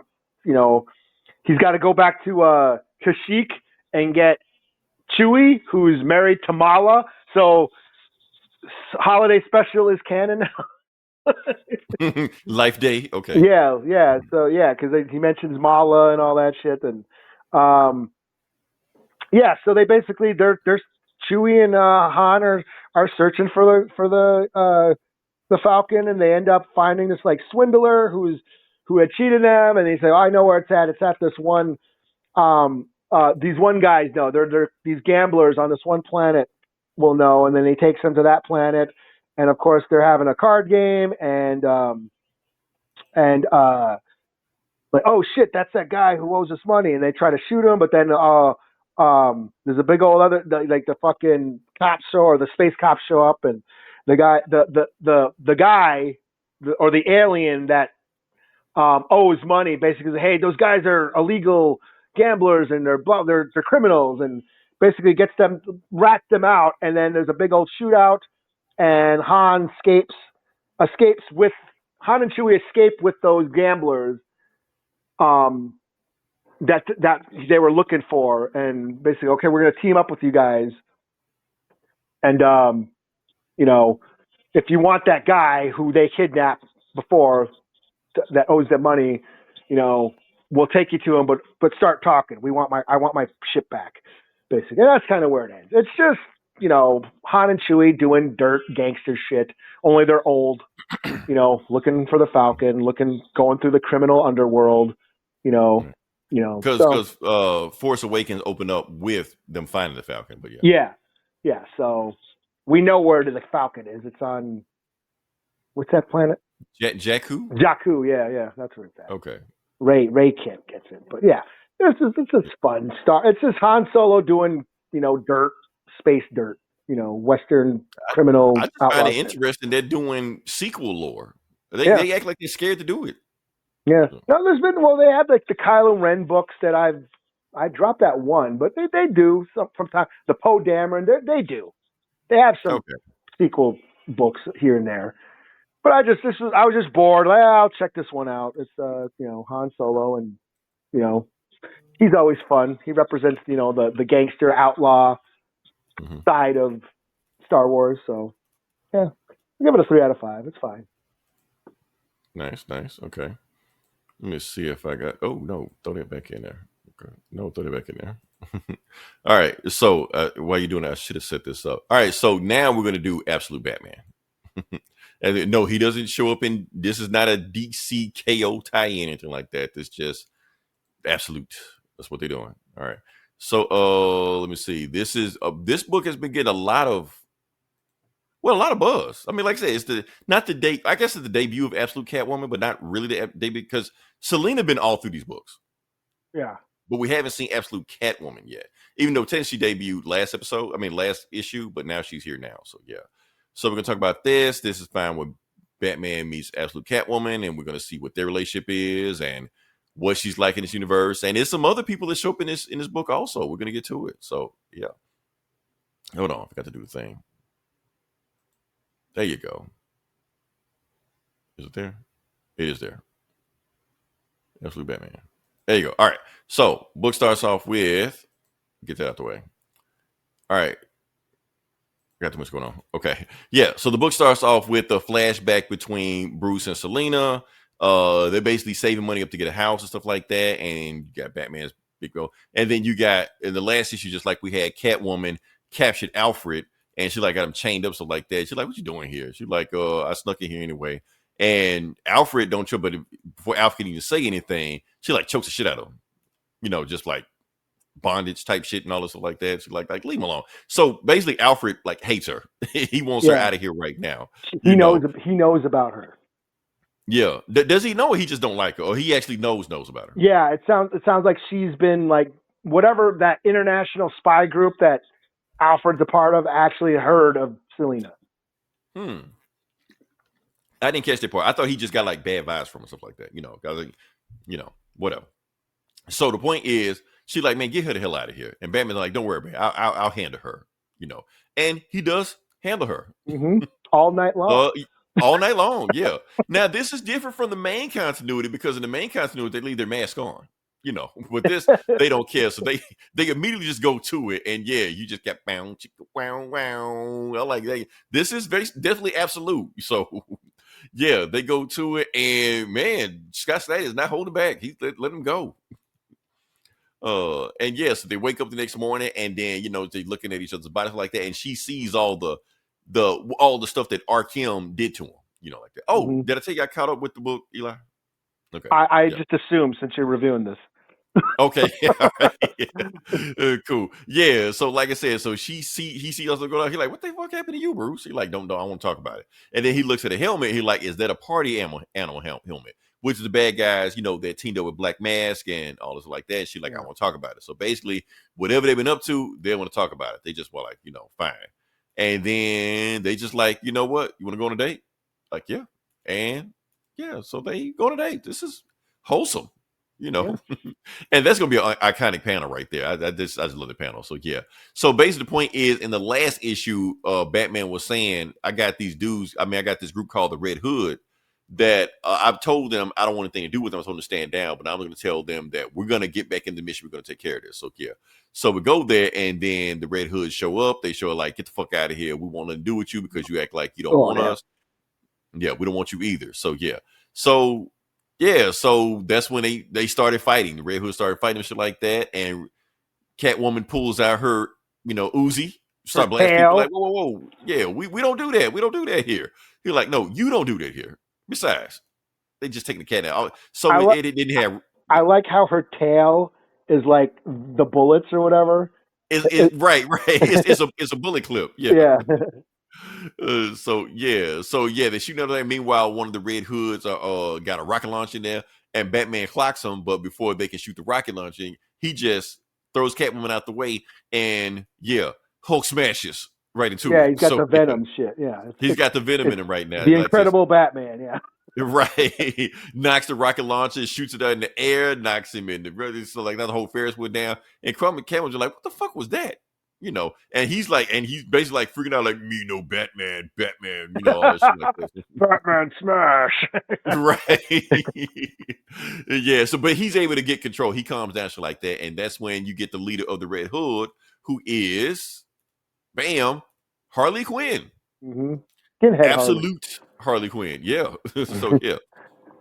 So she just like, look, if you want to help, then we'll help you out. Blah blah blah. So like that. So they get back to it. Then we go to Bane. So what is Bane's whole thing? What is his end game? His whole point is that he's trying to find a replacement for him so he can go back to his family back in Santa Prisca. And he was like, as soon as I satisfy him, I go home. And we know who him is. Him obviously is a Joker. So yeah. But then they tell him, like, are you sure he is going to let you go? He's like, yeah. Once I get him a new guy, yeah. So we'll see. And that's when you got the news report. Everybody's Gotham watch the news report. And then Batman interrupts the news report. So, yeah. So he's like, look, I tried to warn y'all with the party animals and Black Mask. Y'all didn't listen when I tried to go through the news media. So I'm going to take over the news media myself. Look, they are creating monsters, real, literal monsters underneath Gotham. They're doing it in a lab, and the government is funding it. And what I'm going to do is drag one of these monsters to the light, show you all of it, and I'm going to beat the shit out of them. Yes, Bane, I'm talking about you, punk ass pussy bitch. Meet me at such and such hour. Come along. It's going to be me and you. We're going to go at it, and that's what it is, because I'm Batman, bitch. And your mother blows. Right. So then we're going to flashback. Tell your mama I said hi, too. Right. So then we get this parallel flashback, with Waylon Jones, Killer Croc, and Batman. And Batman basically made a deal with the Falcons, but like, man, just take the fall in the 7 and you get paid. We're going to pay you under the table. You just throw the fight. And he was like, man, you suck, man. I thought you believed in me. So he fires him. You're like, because you ain't even really that good of a trainer. I just thought you was here because you believed in me. But you making deals behind my back. I don't need you. So, yeah. So, and that's the thing that Catwoman is doing with Batman right now. You're like, you can't beat this guy. She's like, no, if I got Venom in my veins, I can get him. Batman don't know that Bane has more venom in his system now than he did last time they fought, when he stood no chance. He don't know that. So technically, Batman has absolutely no chance fighting this guy, but he's gonna do it anyway. And Catwoman's just like, if you go against this guy, you will die. You're like, no, I'm gonna win. If you don't believe me, you get the hell out of here. She's like, maybe I will, and she just leaves. So yeah, and Alfred's like, bye. yeah, get the fuck out of here. And then it just ends with Batman going to the meeting where Bane is gonna be at, and Killer Croc kind of like swimming. He's feeding Killer Croc. Who's way? Oh yeah. He's feeding Killer. Well, yeah, feeding Killer Croc to see what he's gonna do. So yeah, that's the story. So we got Ultimate Catwoman. I'm sorry, Absolute Catwoman in here. Yeah, and yeah, and basically Batman and Catwoman boning their brains out. Yeah, so yeah, like I said, Superman has kryptonite. Batman has thick Brazilian Latinas. So yeah, everybody has their weakness. I think that's everybody's weakness, but yeah, whatever. All right, so but what's your next? Slap a score. What do you think? 4.5 only because I know this whole book was a setup to the next book. The next book is the conclusion of this storyline. So yeah. And like I said, we've already said Alfred already told the Magic story what's going to happen if Batman fights Bane. Basically his arms ripped off and Bane beats him with it, So we're gonna see if that happens in real time. So yeah. So I don't know. But what's the score you gonna give it? I'll give it a 4 out of 5. Yeah, this is cool. I mean, I've been on this book. I mean, with the whole KO coming in, I get that. This is shit's coming to an end, and but it's been fine. I am gonna miss Absolute Wonder. I still think Absolute Wonder Woman is my favorite out of Absolute verse. Oh, no, they're not ending this. They're not ending it. Oh, really? Okay. No, it's the Ultimate. Marvel is doing that dumb shit. Oh, you talking about the story arc is going to come. The story, just the story arc. Yeah, not the comic. Oh, okay. Yet. Okay. Well, that's cool then. Yeah. Yeah, after this, they're going to do a new story arc after that. So yeah, and plus, Catwoman's getting a 6-issue story comic also. Okay. Exploring her backstory and whatever got going on. So yeah. Shoot, I'm gonna throw it back to you. What you got next? I got Transformers number 25. Let's talk about it. Yeah. So this is the new arc, the new phase. We had 25 already. That's wow. Yeah. It's been 2 years. So Daniel Warren Johnson, he's done on this book. So he's handing it over to Robert Kirkman. I thought Daniel Warren Johnson's supposed to be on DCKO. Is he not going to be on DCKO? I thought so. I saw that cover of who's Superman body slamming somebody? Who is he body slamming? I think it's body slamming Darkseid. Or maybe he's just doing shit. Maybe he's just drawing. It wasn't Darkseid. I thought it was Darkseid, but it wasn't. Oh no, I'm thinking of the Marvels. No. Who the fuck was it? Was it Big Barda?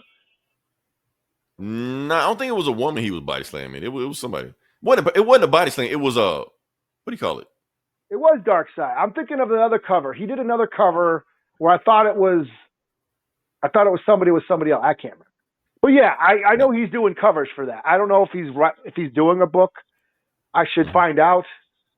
But yeah. But anyway, because I thought for sure he was going to be tied in with that some kind of way. Yeah, he's. I know he's doing some covers, but yeah, he's got time now since he's done with the Transformers. So his last issue was last issue, and Robert Kirkman has now taken over the writing, and I think Dan Moore and Jorge Corona they're still on it, and Mike Spice is still doing the colors and shit. So this starts out. Megatron is back. He's been kind of laying dormant, and he finally returned last issue, and had the big old showdown where Optimus Prime whooped his ass, and yeah. So it starts out. Megatron's pissed.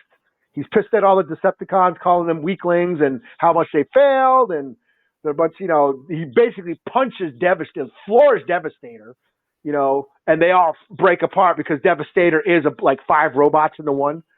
The Constructicons, right.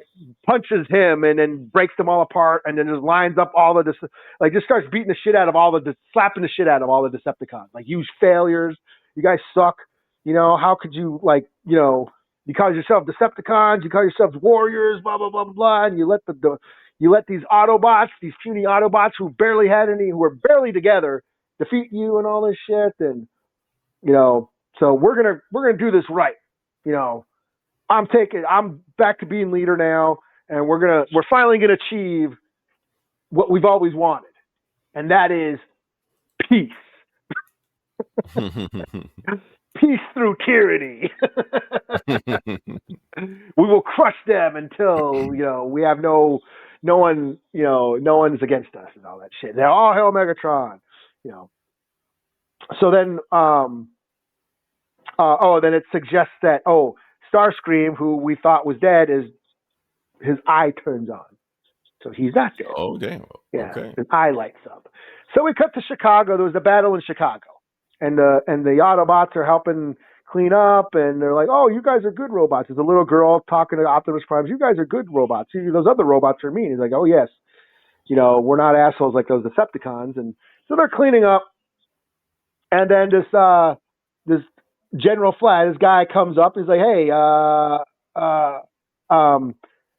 we're from the U.S. government, and we take it that you guys are good robots since you guys stuck around to clean up the mess. So if you are good robots, that means you will help us fight the shitty robots that caused this mess. So I got a proposition. We'll help you. You can have all our resources, and we'll help you. So he come with me. So he takes him to this army base. He says, we have take but a few miles beneath the ground, they have a couple of Transformers, Mirage and Bulkhead. They're like, he's like, well, we found this guy underneath a pyramid back in the 1930s, and we found this guy at the bottom of the ocean back in the 70s, and we've been having him in this base ever since, kind of studying them, and we have all this crystal. It has this energy, and it's like this big, huge stash of energon. Yeah, it's some sort of energy source. We figured you would know how to use it. And Optimus was like, hell yeah, we can use that. It's like, yeah, if you're going to help us defeat the Decepticons, we will take your help. Okay, cool. Well, let me introduce you to our leader. And then you turn the page, and it's Miles Mayhem. Now. Oh, from MASK. Mobile Armored Strike Command, or MASK for short. Mask. I can't remember the theme song, but yeah. Yeah. It was very rock. It was kind of metal. It was kind of rock and metal. It kind of was. That was like out of the 80s intros, that was one of the top tier ones. Yeah, a lot of guitar solos, shredding solos and shit. So this is a deep cut lore for us 80s babies. Mask was another cartoon, another toy line of they're basically vehicles that turned into other vehicles. They kind of transformed into other vehicles. Like a car turned into a plane. Yeah. Miles Mayhem, I had a bunch of them, but I never had, was it the Viper? It was a jet that turned into a helicopter. Why? Okay. Doesn't matter. Yeah. It was cool. It was cool.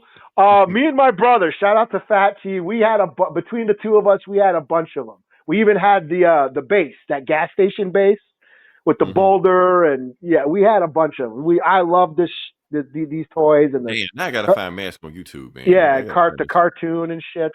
But Miles Mayhem, he was the bad guy. Right, he was the main bad guy. Oh, okay, so you had Mask. What was the other team called? I mean, the bad guy team. What was the other team called? They had a name. Yeah, they did. I'd have to refresh. I know Miles Mayhem was the leader of the bad guy team. Yeah, and he had a bunch of other henchmen and all the stuff like that too. That had weird ass cars and stuff. So yeah. Yeah. But yeah, so he's like, oh yeah, nice to meet you, big guy. So you're like, dun dun dun, and Optimus Prime's like, oh cool. I mean, he doesn't know what an asshole this guy is. Right. So then we cut to Jazz and Wheeljack. They're going the Ark, that's been buried under the volcano. There's a cave in, and it reveals the whole ship. They're like, hey, the whole Ark. We got access to the whole Ark. Mm-hmm. And that's like, oh, sweet. Well, it looks like it's up and running. So they're going exploring. Wheeljack goes back into the cave and finds dinosaur bones. Oh, Dun, damn. dun, Okay. dun, dun. So that suggests the Dinobot. Dinobots. You Right. know, So they have not been, the Dinobots have not been in this? no, not yet. And then we cut to Interesting. then we cut to Cybertron, and we have RC up there bitching about Optimus Prime, saying, talking to Cliff Jumper and a bunch of the Autobots, saying Optimus Prime's a traitor. He left us and ditched us, and Optimus Prime is it cannot be trusted. Fuck Optimus Prime. He's no longer our ally. He's our enemy, and that's where it ends. So RC's pissed at Optimus. Oh yeah, and then Cobra La, Globulus, shows up at one point. Because they have Thundercracker in the kind of imprisoned in the Ark, the Autobots. He's Thundercracker's a Decepticon jet, and then Globulus, who is Cobra from G.I. Joe, that mutant, that mutant of those underground mutant monsters that Cobra Commander came from, he shows up. So Kirkman is like throwing everything together in this, setting up. Like, okay, we have Mask, we have G.I. Joe and Cobra La, and Megatron's back, and now we have Optimus teaming up with Flag and Miles Mayhem. So no, this was cool. I was generally like, oh shit! Like when I turned that page and saw Miles Mayhem, I immediately texted my brother, yo man, check who showed up in the new Transformers. We're like, oh shit, So we both had nerdgasms and shit. So I'm excited. Like I said, I know Daniel Warren Johnson's Transformer one is a modern classic to me. I love that. Was like my favorite book for the past 2 years. But I'm excited that where Kirkman is going to take us. So this gets a big old. This is my book of the week. 4.5 out of 5. All that shit. So nice. Okay. Like I said, a bunch of solid books came out this week. Oh, I also want to click this. This is not a virus, so we can click this one. What are we saying here? Miles Mayhem. No, Miles Monroe. Who the hell is Miles Monroe? In about 2020 favored because of his sarcasm. Oh, I guess I could read that one. All right, so can I? You get any more books before I go to the next one? No, you took my last book, so. Did I? My bad. I was saying we kind of read the same shit this week. So I finally caught up everything. Okay, so like I said, we've been doing this. We're gonna keep it going. We're gonna talk about Final Crisis number 3. Okay. Yeah, we still doing. We kind of flying through these bad boys now. This one, Supergirl is on the cover of this one, and we're kind of going into it. What's going on? So, oh no, get out of that. Go back here. So, like I said, the last time we left off there, Barry Allen is now back. Now it's kind of set up the pieces for that, and go here. Okay, so like I said, Supergirl's on the cover. We're gonna go from that, and let's see what we got. So the book starts off with, so you got Club Darkside, which the club that Dan Turpin went to last time, and they're getting invaded by the Agents of Shade, and that's when who kicks in the door? Frankenstein from the Creature Commandos. He works for the Agents of Shade. Shade stands for Superhuman something. I don't know, whatever. And they find him, and Boss Darkside, the guy that owns the club, is dead. Not only has he been dead, like he's been dead for a while now. Like he's been mummified. He's rotting. Like that. This shit just happened. Like we saw him alive not too long ago. So and then the Question, who was Ray Montoya, asked him, "What's what happened to Dan Turpin?" And then they're like, "Freeze!" And she does a smoke bomb, get the fuck out of here and shit like that, and gone. And she sneaks out through the back, and she turns into Ray Montoya because even though they know who she is, matter of fact, the bad guy to even say, or not, Shade even says, "Whatever you do, catch Renee Montoya and give her a job."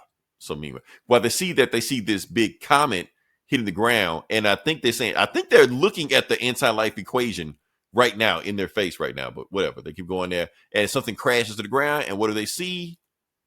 Supergirl. But it's not Supergirl. She's wearing a Nazi costume, and she's speaking German. Yeah. So it's not Supergirl, it's Overgirl from Earth X. So that whole Peacemaker thing we were talking about, she's from that planet. So yeah. And Renee Montoya, while she's looking and getting caught up with it, that's she get caught by Shade. Meanwhile, that monitor we saw last week, they keep tired of him talking about, the monitors and the multiverse, all this. So he gets fired from Big Belly Burger. So while he's doing that, he's getting spied on by another monitor, his girlfriend that was in the monitor world. So yeah, she's spying on him or monitoring him while he's down on the earth right now. Meanwhile, you got the Flash family. Jay Garrett is telling him that, Barry's alive. And it's not a multiverse Barry. It's not a robot or a clone or, reverse Flash pretending to be him. I felt the vibration. It's him. So yeah, your husband is back. They're like, okay, if he's back, where is he? Well, I got tired. I couldn't run after them. So Barry and Wally kept running after that bullet, but they couldn't catch it in time, and it ended up hitting Orion. So they ran back at the beginning of the time when it happened, and when the bullet hit them, they're looking at the black race, and the black race is like, well, since I can't kill Orion because he's already dead, I'm gonna give you some flashes. So then he starts running after them. So then he starts chasing them, and then that's when Jay's like, they're too fast, so he's not worried about me. So I stopped running. I just came back home. So yeah. So they're still done. Meanwhile, going to the Legion of Doom. And like I said, since Martian Manhunter is dead and Libra, the leader of the Legion of Doom, killed him, now he's telling the Human Flame, who is Martian Manhunter's, I guess his arch enemy or some fat dude like that. He's just like, look, you owe me, since you want to cash, now it's time for you to cash in on a favor for me killing, Martian Manhunter. He's like, man, I appreciate everything you're doing for me, but this kind of gay, to be honest with you, man. So I know I owe you, so I'm just letting you know right now, whatever happens next, I'm not going to enjoy it. So he decides to he hears something in the helmet, and he makes it put on the helmet, and what is inside the helmet, the anti-life equation is inside the helmet. You put the helmet on, bam, you're slave of Darkseid now. And that's when who walks in to see what's the hell going on? Lex Luthor. He was like, the hell you doing? You're like, oh, Lex. Oh yeah. He was like, the reason I'm here because Superman had to answer the stress call in 18 hours. What'd you do with him? They're like, I did what you told me to do. I took him off the table. So now will you join the Legion of Doom? He's like, no, I'm not joining the Legion of Doom. You're dangerous now if you're that powerful to take out Superman. So that means I need to take you out because you're dangerous. So yeah. And this be like, no, that's not going to happen. So then the other dudes with helmets walk in and they got Lex Luthor surrounded. He's like, no, Lex Luthor's not going to happen. So here's how it's going to go. You got two things going to happen. Either you're going to put on this helmet, you become a slave of Darkseid, or you will renounce science and you will kneel to Darkseid willingly. What's your options? So, and we kind of just cut to it in there. And then you got Superman with Lois Lane, who got blown up in the Daily Planet, and she's basically hanging up for her life. And the doctor pretty much told them already that she's not going to make it through the night. Jimmy's just like, well, good thing Superman was there. And Clark's like, Jimmy, get the fuck out of here. He's not even pretending like he don't know that Jimmy knows that he's Superman. He don't even care. So Jimmy just get out of there. And meanwhile, while Jimmy is there, that same monitor that was monitoring the other guy is now monitoring Superman. He's like, Superman, I know you want to save Lois Lane. If you want to come with me, you can save Lois Lane and the multiverse. So we don't see Superman for a while because he's out doing other multiverse bullshit that Grant Morrison's writing. Meanwhile, we go to it. Hal Jordan is arrested. So now Superman's on the table, Batman's on the table, Martian Manhunter's dead, and all the Green Lanterns on the table also because they blaming Hal Jordan for all this shit. They saying he killed Orion and he took out John Stewart. And basically Hal Jordan is just like, don't worry, Wonder Woman. I'm going to go talk to the Guardians of the Universe, not the Guardians of the Galaxy, and I'm going to get all this cleared up. And that's when Wonder Woman's just like, I know he didn't do this shit. Matter of fact, I think Darkseid did this shit. Like, you got any proof? Like, no, I don't need it. I got intuition. So what are we going to do? So if Darkseid behind this and the new guys aren't coming to save us because if they were, they would have been here by now. We need to do what we did back in World War II. We need to activate Article X. They're like, Article X? My mother told me about that. So what is Article X? That's when you draft superheroes into an army. So yeah, so they're drafting everybody. And Green Arrow don't want to go, but Black Canary drafts him anyway. So yeah, you're in the army. So yeah. So now you get this big splash panel of all the superheroes. And the Green Lantern from the JSA, Alan Scott, he's the one over everybody right now. He's basically telling them, this is what we got to do. The Darkseid is here. His bad guys are here. The new guards are coming. We need to get together because all our main heroes are gone. So, yeah. So then we get to Sonny Sumo, and you got Mr. Miracle, and they're trying to get away because Darkseid is sending people after them too. And before they get out of there, that's when they get rescued by the super young team. They just show up, the Japanese team and stuff like that. And it's like, man, you need to get us out of here. They're coming after him, man. You need to get off this road. You're like, where we're going, we don't need roads. And that's when you get, bam, it turns into his car turns into a jet, like Mask, and he just flies out of there. And he takes everybody out. So now they're safe. So yeah. And it's, you got Wonder Woman going to Bloodhaven, which, like I said, was nuked a couple years ago. Like, nobody can live in there, nobody can go in there. And the guards are telling Wonder Woman, look, Wonder Woman, if you go in there, you know you're gonna get sick or you may die. And she's like, no, you may get sick or you may die. I'm Wonder Woman. And nobody, if y'all gonna stop me from going in there, you might well try it now. And then one of the guards say, no, I'm your biggest fan. Is one of the guards is a woman. She's like, no, I'm going in there with you, Wonder Woman. I want to see if anybody stopped me from going in there with you. So they decide to go in there. They talk. And so what are they looking for? They're looking for this base in the middle of Bloodhaven called Command D. The government built it. Because they know nobody can come in there. So they know they go in there and do all kind of illegal splicing and gene, whatever, stuff like that. Like they made them big, giant horse dogs that they're riding on right now. But the thing is, somebody went in there and took over Command D. But the government don't want to like go in there and do an airstrike or nuke it because they want to save the base. So that's what they're looking for. So while they go in there, that's when they see a bunch of strung up, guys. And like, who did all this shit? And so they find out who did all this shit. It is Mary Marvel. But it's not necessarily Mary Marvel. It is Mary Marvel. But she took the powers of Black Adam and became Black Mary. So yeah, so she tells Wonder Woman the power of the DC universe hierarchy has changed and all that bullshit. So she's like, oh shit, Black Mary, what are you doing? What are you looking like that, Mary? And she's basically telling about Command D. I'm about to take all of you back to Command D, except you. And then she, bam, cuts one of the guards in half and her pony dog also. So cuts him in half. Wonder Woman is trying to fight Black Mary, one-on-one. She's not getting the upper hand on her, taking her out. And that's when, realizing that there was all a ploy because Black Mary poisoned Wonder Woman with the anti-life equation. So now Wonder Woman has it.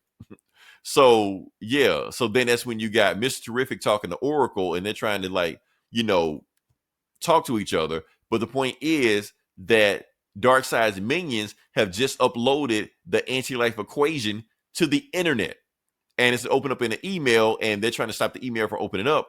But they can't stop from opening up. So Oracle just like, you need to get off the internet right now, otherwise it's going to hit you. So she just unplugs it and just goes offline.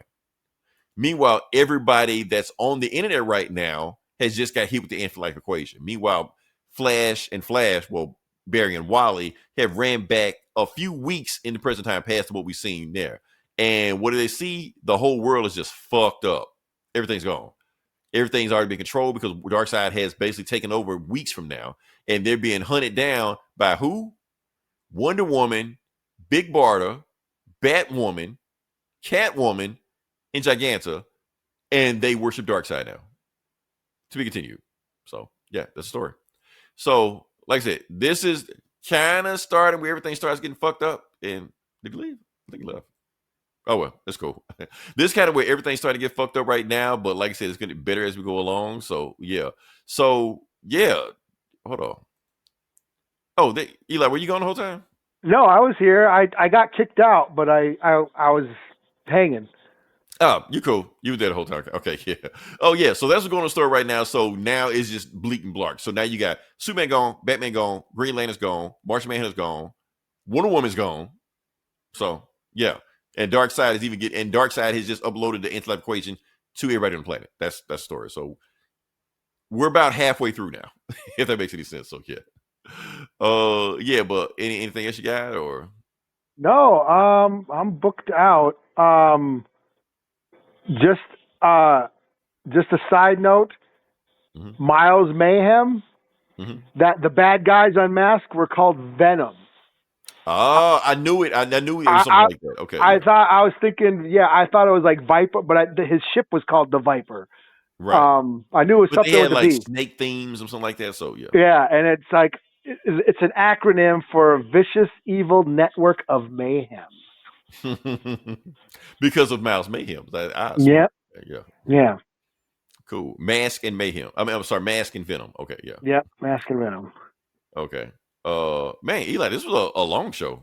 I Yeah, didn't think it was gonna be this long. Yeah, we barely had anything, and we went. That's what always happens when we don't have much to say. We went on. We Yeah, went we on just some keep going. tangents. Yeah. We went way too long on Wonder Man. Yeah, that's what it was. Wonder Man threw us off. That's what it was. I know it's gonna get same when we finally actually watch the show. So yeah. Yeah, if you listen this long, definitely like, share, subscribe. Like I said, if you listen long at least 30 seconds, you affect the algorithm. If you like it, you affect the algorithm. Whatever you do, you affect the algorithm. You know, we survive on viewers like you. So yeah. Until then, this is Leroy. This is Eli. Talk to you guys next week. Same bullet time, same bullet channel.